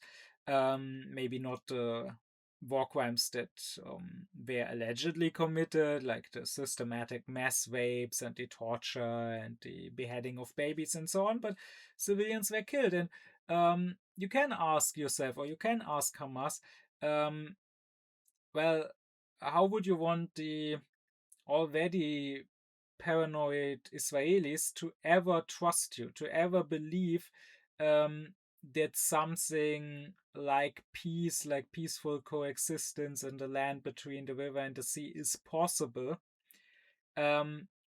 if you commit such war crimes, if you attack civilians, if you don't make it absolutely clear all the time, our fight is not with a civil population, our fight is not with Jews, our fight is with the occupying force. But still, of course, even the civilians are occupiers, at least in the sense that they are part of a settler colonial project, right? And many of them support the occupying force. So, while this is a war crime and should definitely not be simply justified, you cannot compare it, on the other hand, with the conduct of Israel. Because, as I already said, Israel makes it very, very clear that it has zero interest in peace. I mean, we know how indiscriminately Gaza was bombed. We know that they would just shoot anyone. I mean, we know this because 3 Israeli hostages that got free were waving a white flag, were shirtless, clearly showing that they are unarmed, were shouting in Hebrew, and still they got shot by their own soldiers. So, if even they got shot, you can imagine how little those soldiers hesitate at shooting Palestinians. Well, if you just shoot everyone indiscriminately, if you specifically shoot children in the head or in the chest or in the genitals, specifically targeting specific body parts, there is simply no way anyone could trust you again. Anyone could just say, oh yeah, sure, we can make peace with you. And it's not just how Israel treats the Palestinians, right? It's how it treats the whole region. Just willfully bombing anyone they want, from Tunisia all the way to Qatar. Clearly showing that no one is safe to them. Clearly showing that they don't respect their neighbor's sovereignty. Clearly showing that they see themselves as the legitimate hegemon of the region and want everyone else to just submit to them. And I mean, take the attack on Syria. I already said it. They could have said, okay, let's start over. We were enemies with the previous Syria, under the previous despotic Assad regime. You had the terrible civil war. We are happy for you that you freed yourself from your despot. We are now extending our hand in peace. Let's have a fresh start. Let's try to, in the future, actually recognize each other as legitimate countries. They could have at least tried that. Instead, they used the moment of weakness when the old regime was overthrown to immediately invade Syria, immediately conquer Syrian territory, and immediately bomb the Syrian army, bomb Syrian tanks and planes and so on. Which, again, tactically might be a smart move, right? Your potential enemy just had a civil war, just had a revolution, is just weakened and distracted, destroy his military equipment before he can regain his strength so that there's no chance of him ever attacking you in the near future. Smart move in that sense. But in the long term, it shows not just to Syria but to everyone else that you are not interested in peaceful coexistence. You are interested in crushing any and all possible opposition and nothing else. And the point is that Kant would be making, that if you are conducting yourself in that manner, always trying to crush your enemies, always fighting total war, then others will conduct themselves in that same manner against you. Then, if you ever find yourself not the strongest, but the weaker one, since you didn't show any mercy, no one will show mercy to you. And that's precisely the reason why Kant would say, even in war, and even as long as this lawless anarchy between states prevails, you should not do anything that you can do or that might lead to victory in the short term, but you should conduct yourself in a way that still makes the long-term goal of peace, of rule of law possible. And so, if we ask, in general, what is just? What is a just conduct for a state before there is this federation of nations? Here you can go back to my previous lecture, What is Justice?, where I said that Kant has this experiment of reason, as he calls it. He has this maxim of publicity. He says, if you plan something, if you have a maxim, a subjective principle of action, just ask yourself, what would happen if this maxim became public, if everyone knew about it? And if by becoming public the maxim would defeat itself, then it must be unjust. This goes for the states' right. So for justice between individuals, right? If I want to poison someone, this won't work if I tell him that I poisoned his food, because then he won't eat it. Or if I want to steal someone's purse in a crowd, this won't work if I alert and notify him of that. So I know that these actions are unjust because they can only work if I hide my intentions. But the same principle now Kant would employ between states, between nations. So just ask yourself, what would happen if this action that we planned became public, if we made our maxim known? Would it still work? Or would we thereby harm our own plan? And then you clearly see that all forms of trickery, of treachery, of betrayal, of breaking the word that you gave, that, like I said, false surrender, using the white flag to get in, assassins, espionage, and so on. All these things only can work if you hide them, not if you make them publicly known. Or let's say several countries were to form a coalition, several smaller ones, to attack a bigger country in the future.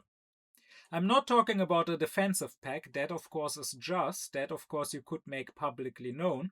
Hey, if you attack my neighbor, I will help my neighbor, so better don't attack him. But an aggressive pact. Well, if you were still negotiating with the other small countries about forming such an aggressive pact, but you were negotiating publicly, then the bigger country you wanted to attack would probably attack first and pick you off one by one before you can form a working coalition. So clearly this is unjust, Kant would say. But also it would be unjust for a stronger country to do the opposite, to attack weaker countries, to conquer them one by one. Like if it made that known, if it said, okay, now I'm fighting a war against country A, but it's not an isolated war. When I'm done, I'm gonna come for country B, and when I'm done with that, I'm gonna come for country C. I mean, that's essentially what Moscow has been doing, right?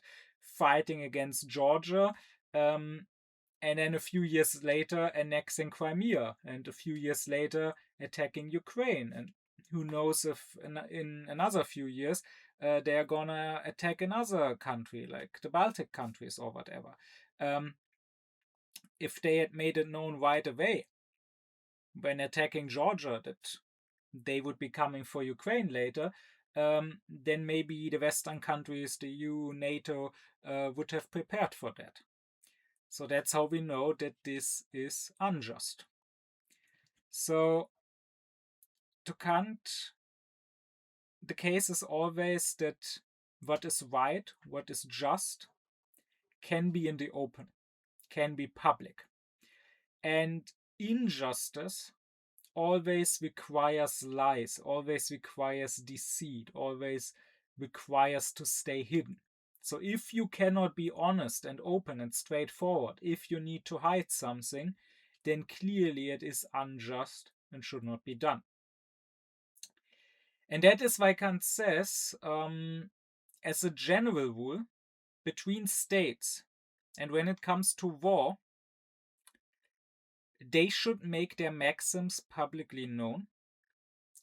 And they should only act, even in war, according to maxims that no one, even their opponents, their enemies, can disagree with. Between states, there should only be disagreement about the application of their maxims, but not about the maxims as such. What does that mean? Well, let's say a state had the maxim, I'm not gonna attack anyone, but if someone attacks me, I will fight back, I will defend myself. Now, that is just, that is a maxim that could be publicly known without anyone taking issue with it. That is a just maxim that the neighboring states could agree to.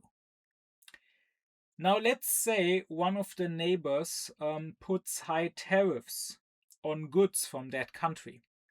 Or maybe it blocks goods from that country altogether. And let's say the former country would claim, well, this constitutes an attack, so I'm gonna fight back, and would declare war. In this case, the attacked country, the country that imposed the tariffs, could say, I don't disagree with your maxim. If I would have attacked you, then you would have been within your rights to defend yourself. But I disagree with the application of the maxim. Meaning, I believe that an attack is only a proper military attack with weapons. But imposing tariffs on your goods may harm you economically, but it is not an attack that justifies military self-defense. So in that case, both countries would fight a war because they disagree on how the maxim should be applied, but they would not disagree about the maxim as such. Now consider a second case where a country says, if one of my neighbors has resources that I want that would benefit me, then I will just attack, even if the resources are on my neighbor's territory and are his and not mine. I will attack and conquer it if I can. And now let's say in a neighboring country, oil was discovered, and therefore the former country would attack to conquer these oil fields. Now here, things would be exactly the other way around, right? The attacked country could now say, I agree with the application of your maxim. Meaning, yes, I really have resources, oil, that you could benefit from. So if you are trying to conquer all resources that belong to others that you could benefit from, then yes, it makes sense to attack me. But they would say, we disagree with your maxim. You are not allowed to just attack others because taking their territory and their resources could be an advantage to you. That is an unjust action. But if you want to do that, then yes, it makes sense that you attack us. So that is Kant's point. As long as between the states there's the lawless state of nature, if they all adopt maxims, even in war, that each state could agree on, the disagreement is just about how to apply the maxims in specific cases. As long as that's the case, then those states could eventually agree to form a federation where they establish some sort of court so that there's a neutral judge that decides on the application of their shared maxims. And that would create peace. However, on the other hand, if a state has a maxim where the application is not a question, but the maxim itself is one that others could not agree to, and maybe one that they would disagree to so strongly that he has to hide his maxim, then that state does not even want peace. Then to that state, clearly, war is not just an unfortunate and necessary means and evil in this state of nature, but rather this state has no intention to ever leave that state of nature. If the state has a maxim that not everyone can agree to, then clearly that state does not conduct itself in a cosmopolitan, universalist manner,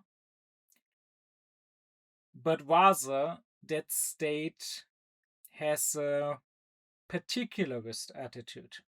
That state is conducting itself in a selfish manner, not thinking in terms of humanity, but in terms of me, even if others may be crushed under my heel. And that will never lead to peace, of course. And it probably also, in the long term, will not even lead to my selfish self-interest, because in the long term, in a world of perpetual war and rule of the strong, I will probably not be forever the strongest. So therefore, once again, the states should adopt maxims that every state could agree to, and should, even in war, conduct themselves in a manner where they always keep an eye on the end goal of ending the wars and entering a state of peace. So they should always treat the others as fellow human beings or as fellow legitimate states, meet them on eye level as opponents, not as enemies to be destroyed. And so, therefore, if we want to have perpetual peace, as I explained in the previous lecture, we need a federation of nations that establishes international law, that has a court ruling about those international laws, and that's what we are lacking now with the UN, that is willing to actually enforce these laws and these court rulings. But in order to get there first, and while this federation of nations and this perpetual peace is not established yet, what we need is the states, even if they are fighting wars against each other, always fighting them with the aim of eventually entering a state of peace with one another, eventually recognizing and respecting one another and their borders, instead of wanting to completely destroy each other. And within the state, the two conditions that are most likely to lead to peace are if the state has freedom of thought, and if the state is a republic, which here specifically means that the people or the representatives in parliament need to decide on the war, not just the ruler alone.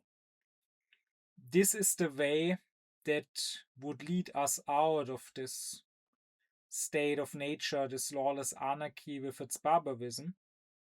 This is the way we have to go if we want peace on Earth, and that everyone has to fight for who wants peace on Earth. Kant himself has no illusions that this might take a while. At some point he says maybe we have to wait another 144,000 years. He himself believed to be living in an early time of the history of humanity, not close to that history's end. But however long it takes, this certainly is the correct and the only way towards peace. And whether it takes longer or goes faster also depends on us and how serious we are about pushing for it and about pushing our politicians for it. What we have to do is clear. Now the question is just, will we do it or won't we do it?